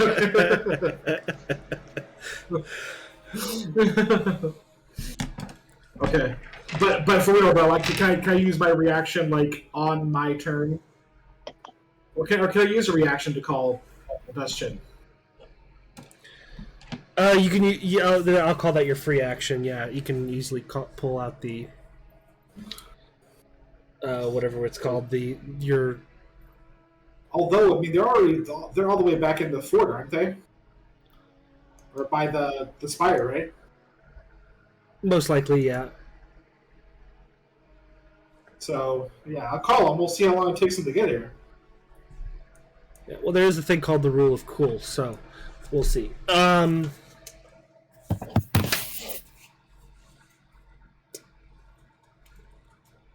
What was I saying? Okay, so that's Meara's turn, unless she wants to move.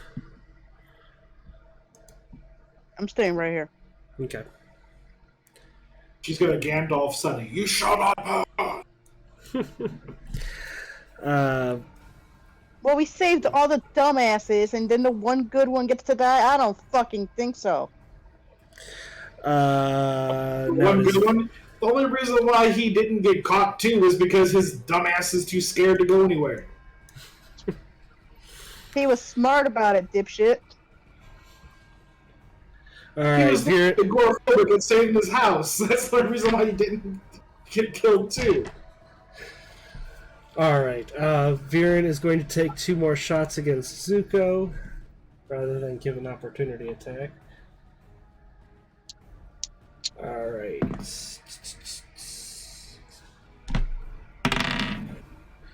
24 to hit. No.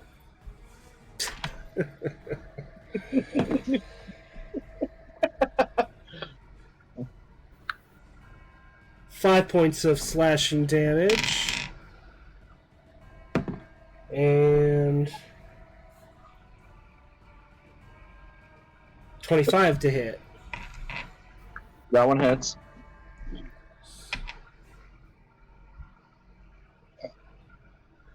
Ten points of slashing damage. Alright. Let's see. Which one? Okay, this is the one that came down the ridge. 5, 10, 15,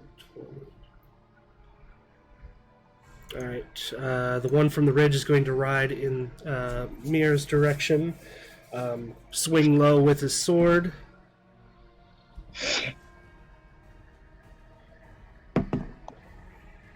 Oops, wrong stat block.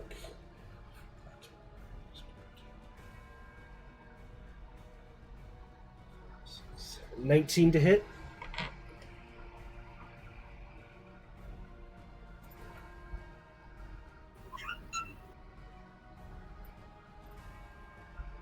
I Meara? think that hits her. Yeah, it does. I was trying to figure out if I could use shield again, but I couldn't remember. I mean, it's a reaction, so as long as you haven't used a reaction yet this round, you can. But does that raise? Okay, then what I is do that? 2 to her AC? Yeah. It doesn't always work, but it's just one of those things where I was like trying to calculate in my head. So what's your It AC doesn't- with the? Well, it is also a first level spell. So how many first level spell slots do you have, and how many have you used? You probably only used the one so far. Oh, the shield for her is actually a cantrip. Oh, is it? Okay. Yep.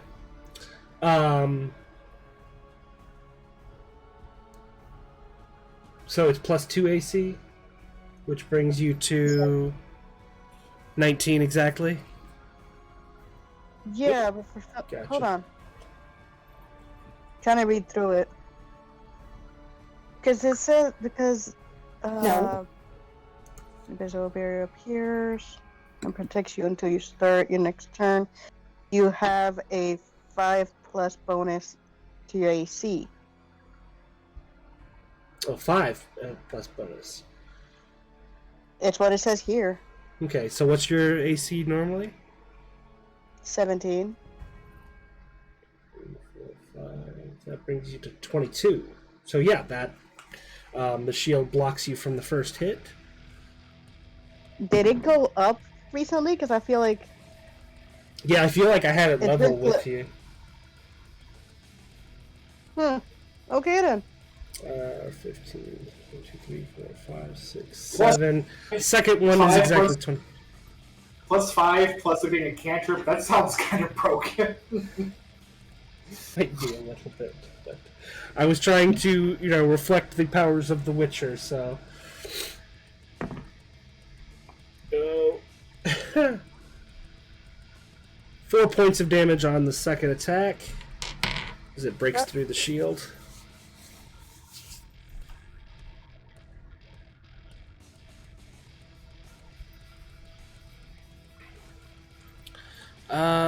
Let's see here.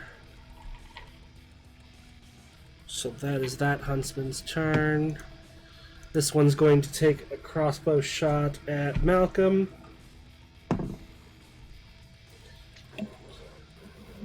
$13 to hit. Does not hit me, buddy. Sorry. All right, now it's... I know you really, really want to hit me. I know you do. Sonny uses his turn to remain unconscious. Now it's the Burr's turn. He turns around on Echo.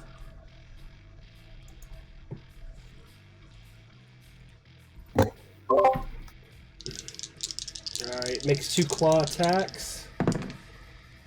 Holy crap, how did that happen? Let's see.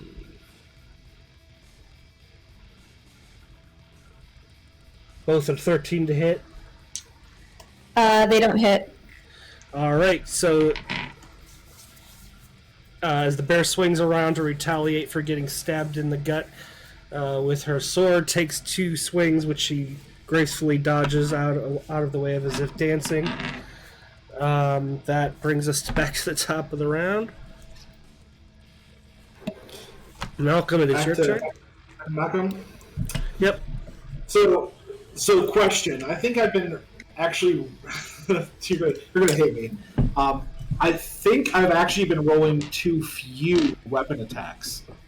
So I have extra attack, which says I can attack 3 times whenever I have the attack action on my turn. Mm-hmm. And then I also have the bonus attack, which is my offhand weapon. So that's really 4 I should be rolling every time, correct? Oh shit. Well, let's see. Main hand attack, offhand attack. And then 2 additional attacks from the extra attack.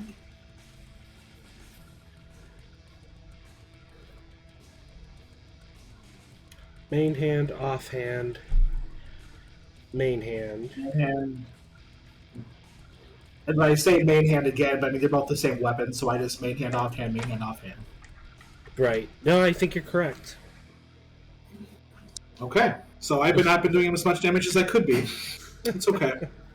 Time to whoop some ass. Time to whoop some ass, man. My action surge could have been 5 attacks, but you know, it's okay. It's okay. We'll just keep it moving. I'm gonna attack the main guy again. Okay. So 15 and a 17 to hit. 15 does not hit. 15 bounces off his armor. The other one is going to be 10 points of damage. And then I'm going to roll for damage again. Yeah, I keep on rolling 19s. I cannot get a 20 for my life. 30 to hit and a 16 to hit. Both hit.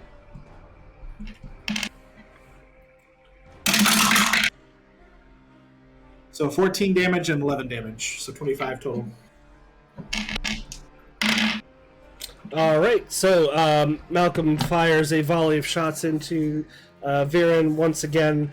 The final one, his body stiffens up and he simply falls slowly off the side of his horse, which then makes its way away from the battle. His owner no longer in play. And I'd also like to use my bonus action to my reaction. Oh, I already used the reaction to call the ship, right? It's free. Your free action, yeah. Okay. Because So you're basically just talking. I'd like to use my reaction, my movement, and because I saw him fall off the horse, I don't know if that would be considered a reaction or not. I would like to move to grab the horse's reins and keep it from running off. Yeah, I'd say. Okay, so use your movement to come over. Yeah, I'd say you'd be able to. Because Echo needs a horse. That's true. He does need a horse, yeah. All right, so I'm still gonna have you roll an animal handling check to see if you can get this thing to. Yeah, I can roll that, no problem. Let me bring up my character sheet again. Animal handling. I get a +4, so we'll see. That's a 13. 13. All right. For the moment, you've got a hold of it. It's not running off. It's a little curious what the heck you're doing, but. Whoa. Down, Bessie. I walk up to it like Chris Pratt in Jurassic World. Like, whoa. Echo, your turn. I would like to attack the bear again Okay. with the short sword. Alrighty. Roll for bear. Okay. Hold on.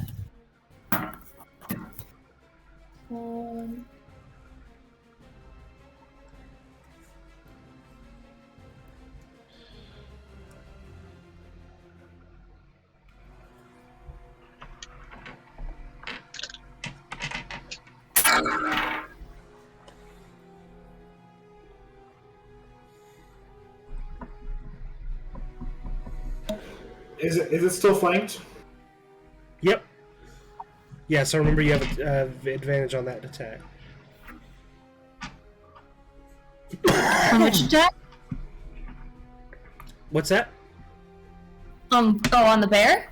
You have advantage on the attack against the bear. Okay. Yep.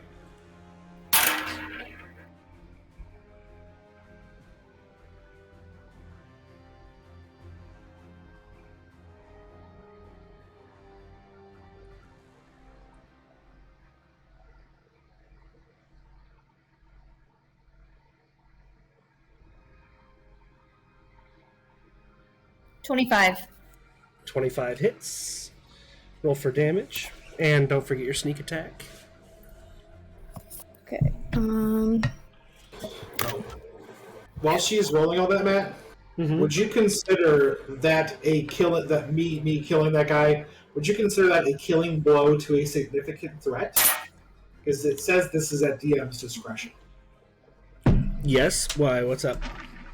I regain one grit point. Nice. Oh, shoot. You alright, Cece? Yeah, I dropped the dice underneath the couch. Oh no.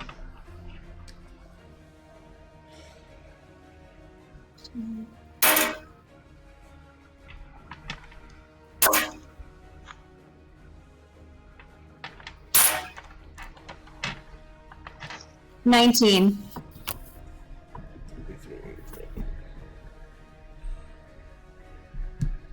All right. So after two swing and a misses by the bear, Echo in turn again finds a nice weak spot in the armor and stabs the bear. At this point, almost like she's playing a game with it.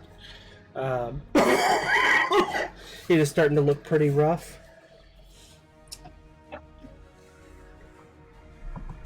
That brings us to Zuko. But before you start your turn, Zuko, I need you to roll a Constitution saving throw.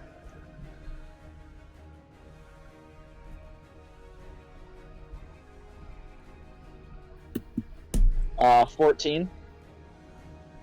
Wait. Yeah, 14. All right. Go ahead and proceed with your turn. All right. And is that other guy dead? I don't see him by me anymore. Yeah, the leader's dead. Malcolm killed him. Okay, then I will attack the bear Okay. with my short sword because I'm right there, right? Yep. Okay. 22. 22 hits.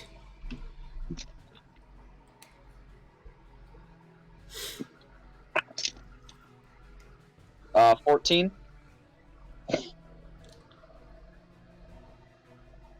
14 damage. Yep. All right. All right. So as Echo has been making a pincushion out of this bear throughout this fight, Zuko comes in with one lucky stab and finishes it off. It flops over, almost knocking him off of his horse. Echo, I'm not sure how you react to that happening.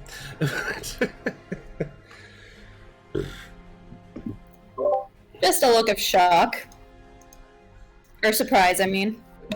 She grins and bears it. Alright, so that was your first attack, right, Zuko? Would you like to do anything with the rest of them? There's still another guy right there in front of Meara, right? Oh, yep, this one? Yep. Yeah.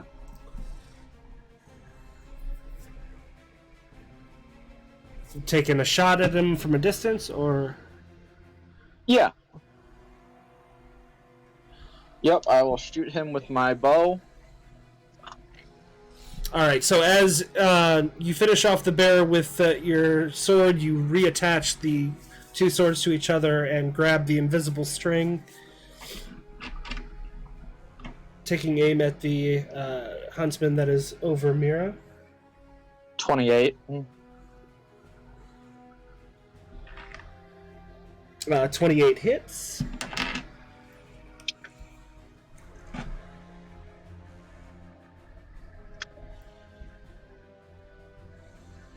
$14.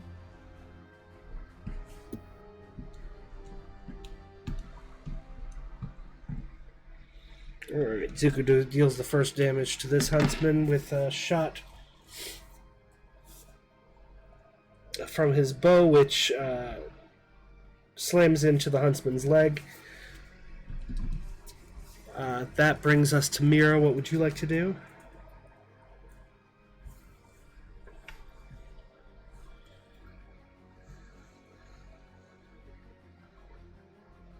Sorry, you said this guy was right in front of me? Yep. I would like He to is on use horseback. Sayuna's You are heart. at ground level, of course. What's that? I would like to use Sayuna's heart. Alright.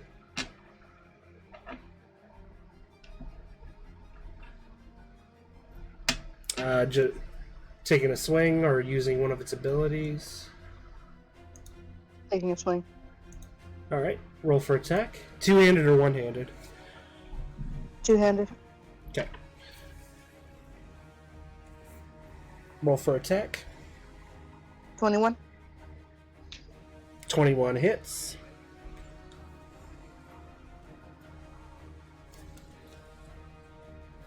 $18 damage.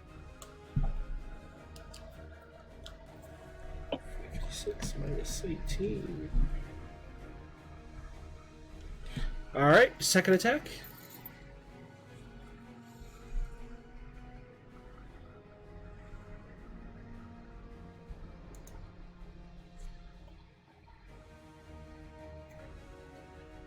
$29 to hit. 29 hits.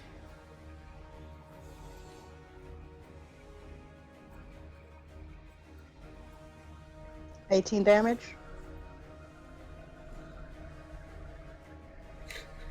Alright, Meara takes two swings at the same huntsman who initially brought Sunny down, and with two slashes opens his chest up entirely, his guts spilling out, and he also falls off of his horse in your direction, Meara.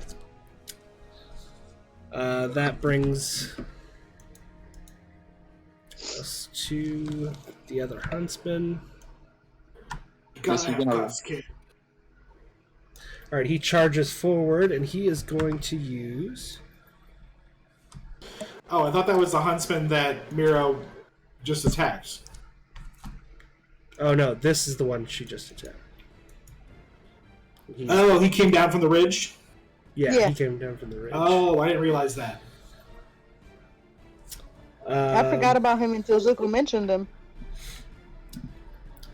Well, that stinks. That ruins my what I was gonna do on my next turn. That's okay. We'll figure it out. You tend to improvise very well. I wouldn't doubt it. Alright. He charges towards you and casts Telekinetic Blast. I need you to make a Dexterity saving throw. Okay.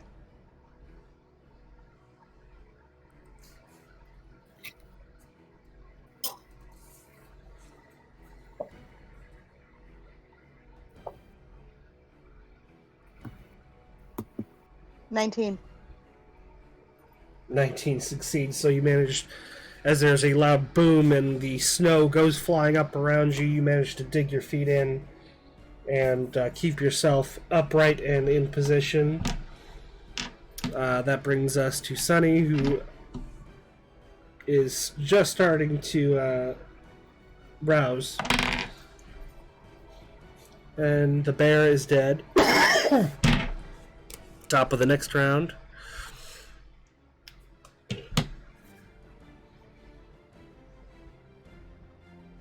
Which is me, right? Yep. Yep. So, question. This violent shot, it says that I can roll one additional weapon damage die per grit point spent. If I'm using my last word, which is 2d12 damage, does that mean I add 2 additional d12? Or just 1 d12? I'm sorry, okay. Read that off for me again. If the attack hits, I can roll 1 additional weapon damage die per grit point spent. Because the weapon damage die for the last word is 2d12. Does that mean I would roll another 2d12 or just 1d12 added onto it? I think it'd be 2d12. I don't think it takes into consideration the fact that some attacks have more than one die in the... I might find my new favorite weapon then. So I'm going to pull out my last word. I'm going to holster my pistols and pull up the last word and fire on him with the last word. All right. Roll for attack. Oh, that did not cocked on my mat.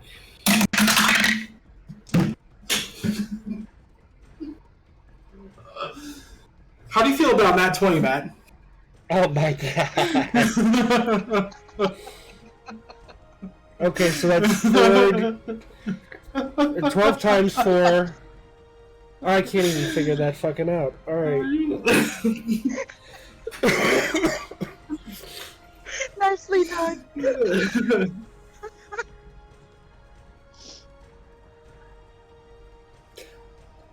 Okay, what is that? I think the crit would be what 2d12 max, right? So that'd be 24. Yeah. And I would roll for damage on the other 4. Well, it'd be 2d4, or sorry. It'd be 24 plus your dexterity modifier. To begin so with. my plus the weapon would be 7. So 31. So 31 right off the bat. And then you roll another, 4d12? Yeah, Because so of the that's violence? 7. And then 8 is 15 plus another 7 is 23, 22. Okay, plus your original third. What's the total you're coming to? Like 50, I think it's like 55. Alright, so as Malcolm holsters his pistol and pulls out this gigantic rifle, swings the lenses into place to give him the most accurate shot he can possibly have, a deafening boom goes off, scattering birds from the nearby trees, pushing snow away in every direction from where he took the shot as a basketball-sized hole is blown in this guy's chest. Takes him a few moments to even realize what exactly has happened. And like a cartoon character, after a few moments, as he sees the hole in his chest, he falls over dead.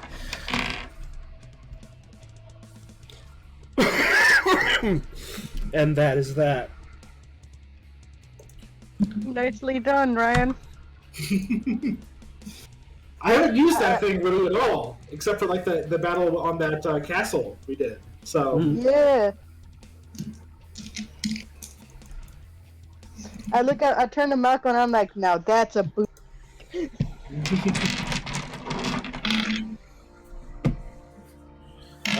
At this point, as the ringing in your ears is dying down, and the smoke is finally fading away from the end of Final Words barrel, Sonny opens his eyes, looks around at the several dead bodies.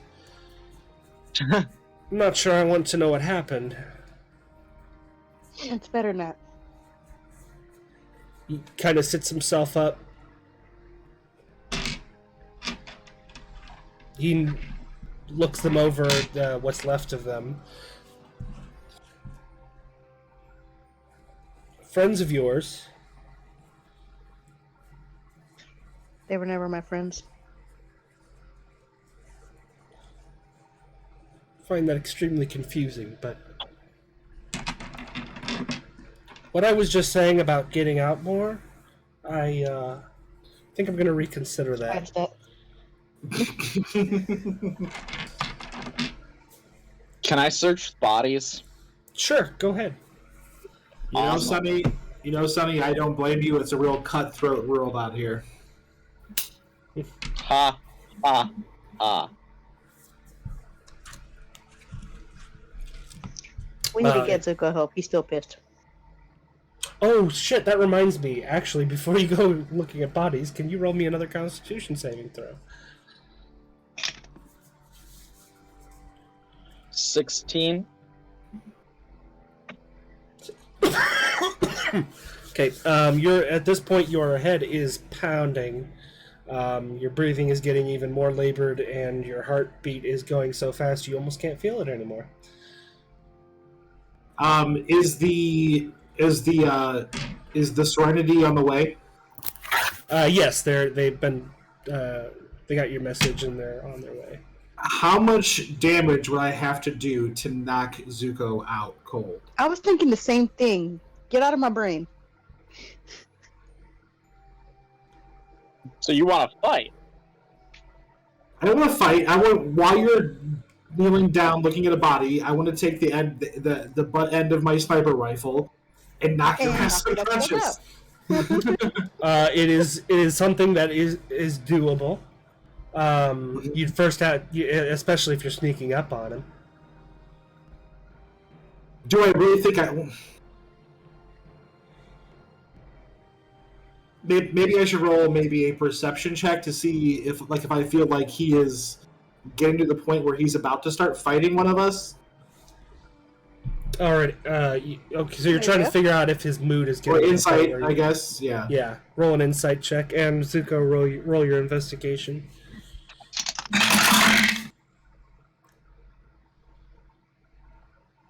17. Nice. Okay. What's your insight? That is a dirty 20. Okay. Dirty 20? Yeah, it's a 20, but not a natural 20. So it's like it's. Oh. Okay, cool. He looks like he Okay. could very quickly get violent with just about anybody, but he also looks like he ain't going to be standing much longer.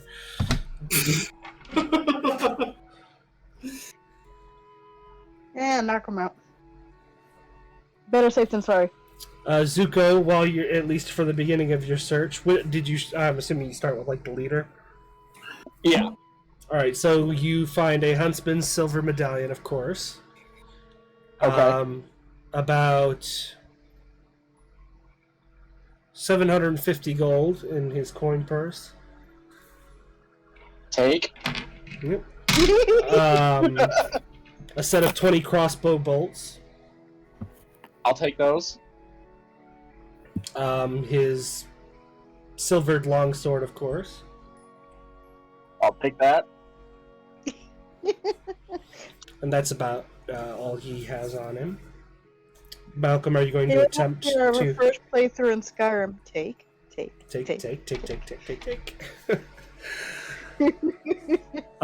Malcolm, are you going to try to knock? I'll throw the medallion in Meara's direction, though. Like, how hard are you throwing it? I mean, Like, are you grumpily throwing it? Like, take this shit and throwing it at her? like, that would probably have more meaning to her than me, and just chuck it in her direction, whether she's looking at me or not. Because after all, I'm pretty pissed.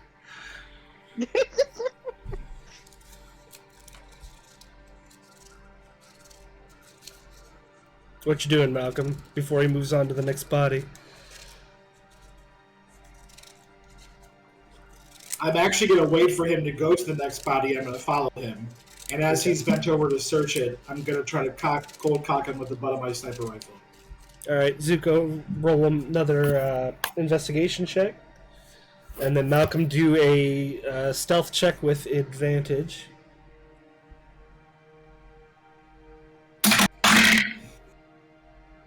$21. Nice. 23.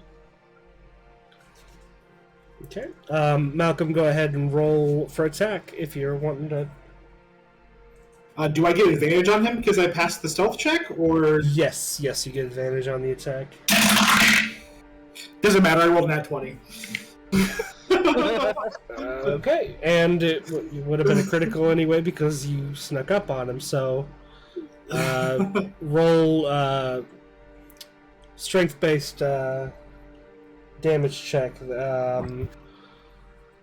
Let's see. We'll call that.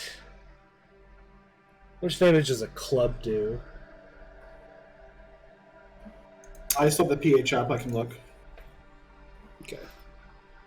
Yeah, treat it like a club attack for damage. Like I said, it's natural 20, so it's crit anyway.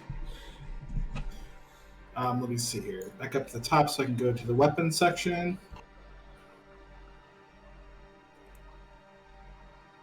Weapons. You said a club, right? So one D4 bludgeoning. Okay, so 4 plus your strength modifier. Or actually, let me interject. So actually, since this is my sniper rifle and it's heavier and I'm holding it with two hands, wouldn't that be considered a great club? Yes, I would go with that. So that would be 1d8 bludgeoning. Okay, plus your You strength. just want to try to kill me, don't you? No, I'm trying to knock you unconscious, man.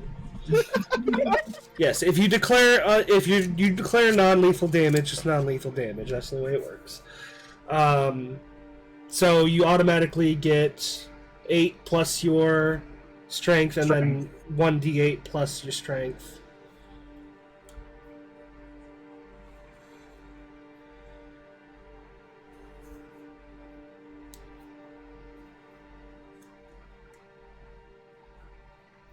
So that's 6. So 16 damage total.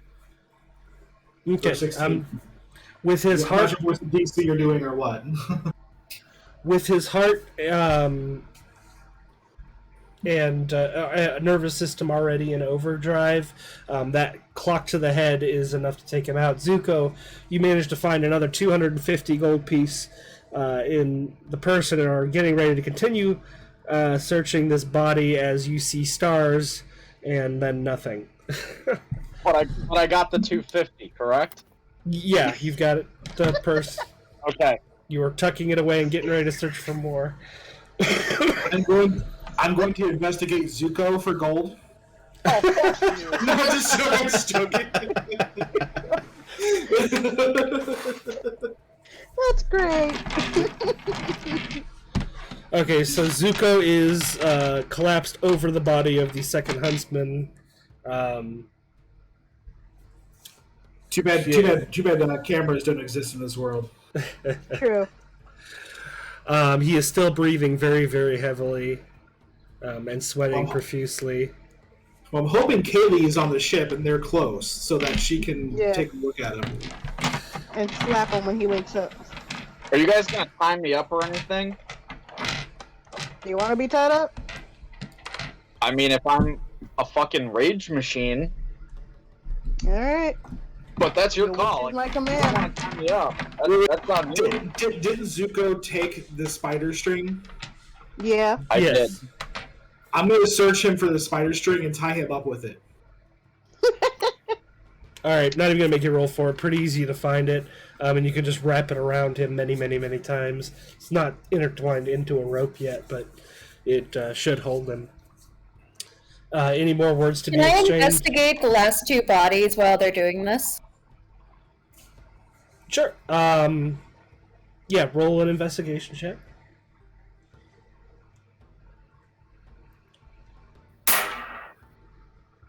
Um,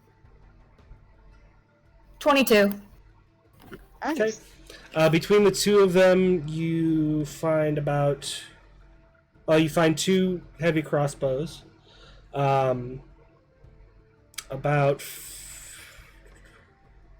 40, call it 37 crossbow bolts. Two silvered longswords.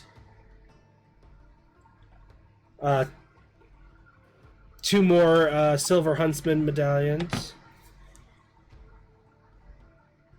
The third guy has about 115 gold on him. You also find 3 regular healing potions. Okay. I take the healing potions, the crossbow, and the sword with the crossbow things, and I ask if anybody else needs anything from him, I think I'm pretty good myself. or if they want to take anything.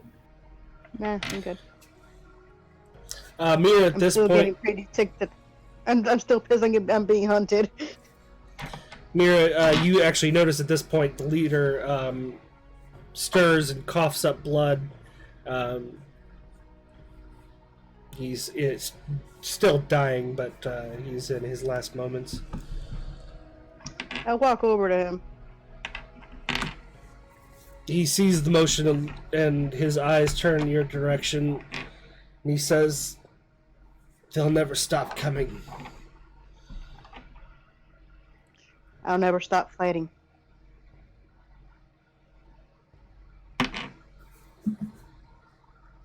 So, lore question: Is Ivor a god? Yes. Yes. Okay. And I'm not gonna kiss his ass. He can kiss mine. He is a... God, it's been so long since we've mentioned any of this stuff. He is one of the Valor Corps. He is one of the Arisen gods. The ones that were mortal in the beginning, but attained godhood by collecting a piece of...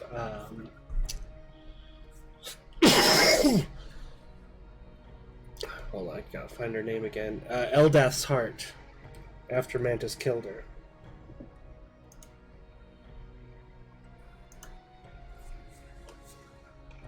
Just writing down names of gods we might end up killing later on. Yep.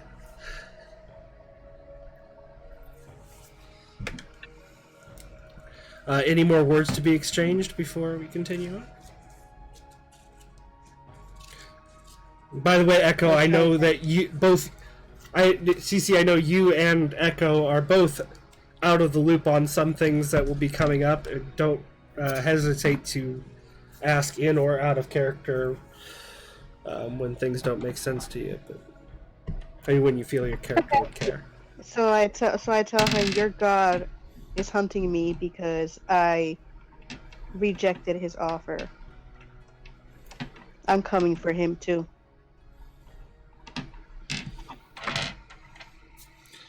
He gives a look of shock that you're not sure if it's just surprise or if the bitch is crazy. But after a few moments, his eyes roll into the back of his head and he is gone.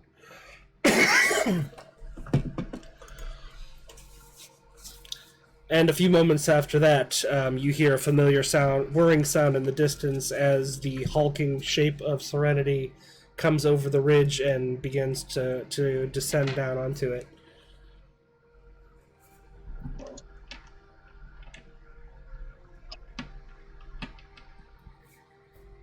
What would you like to do?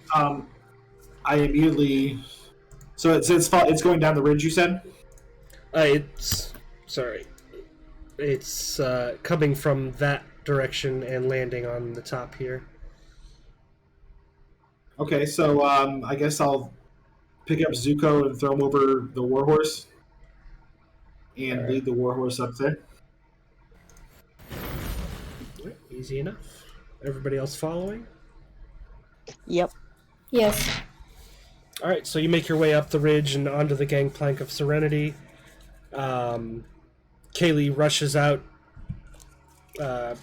having gotten from the message that was sent out that there was trouble. People needed help. Sunny is mostly able to make it under his own power, but Zuko is, of course, unconscious. So she directs Malcolm to bring Zuko into the infirmary. Wolfric greets Meara at the top of the gangplank, hopping around excitedly, and sniffs and gives a little growl in the direction of the recent battle, and leaving behind the corpses of 3 more dead huntsmen. Serenity closes the gangplank and pulls away. Before we pull away, can I kneel down to Wolfric and be like, "Who's a good boy? You want some fresh bear? You want some fresh bear?" I was honestly going to say that I got excited at seeing Frick, and I was going to ask Meara if I could pet Wolf. Feel free to. He's a gentle soul. He I follows just think it Meara's. would be fitting for him to go eat the animal companion of another huntsman, you know? Yep. Cece's like, danger floof. Danger Wolf! Wolfric gives Malcolm a look like, I don't know what you're talking about, but the way you're saying it is exciting, so I'm happy.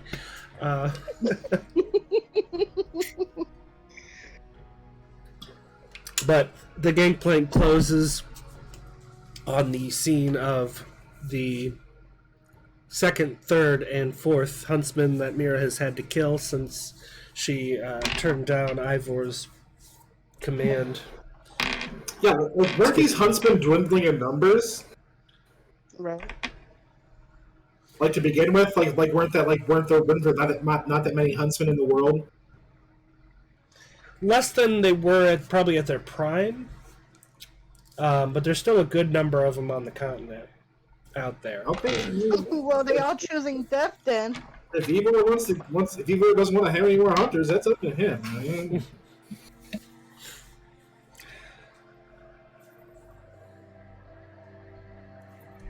Just realized I'm missing a D20. Alright, so the gangplank closes on the site of this battle, and Serenity lifts off, heading back towards Anexa. Any final thoughts from any of the characters as you return to the city? Nah, I'm just still pissed. no, I just want to make sure Kaylee was able to take care of Zuko. Okay, that's my only concern. Yeah, same. She has him secured, and she says it'll take a little while to work out an antidote. But she says it's a good thing you knocked him out when he did, because the more he killed, the worse it would get, and it would eventually get to the point where his brain would swell and he wouldn't have been able to remain conscious anyway. So putting him to sleep relaxed him a little bit, and she should be able to work something out.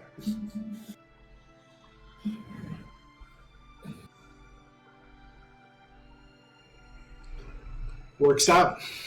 Okay. Anybody else? No, I think we're good.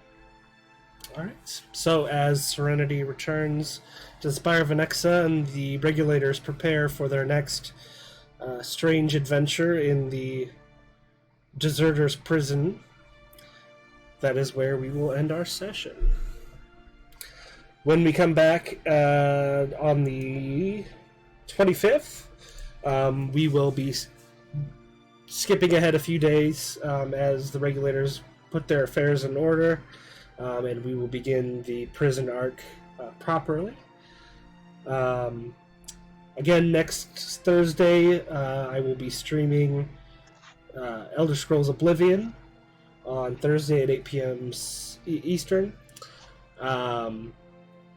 And until then, hope everybody has a good night, and thank you for joining us.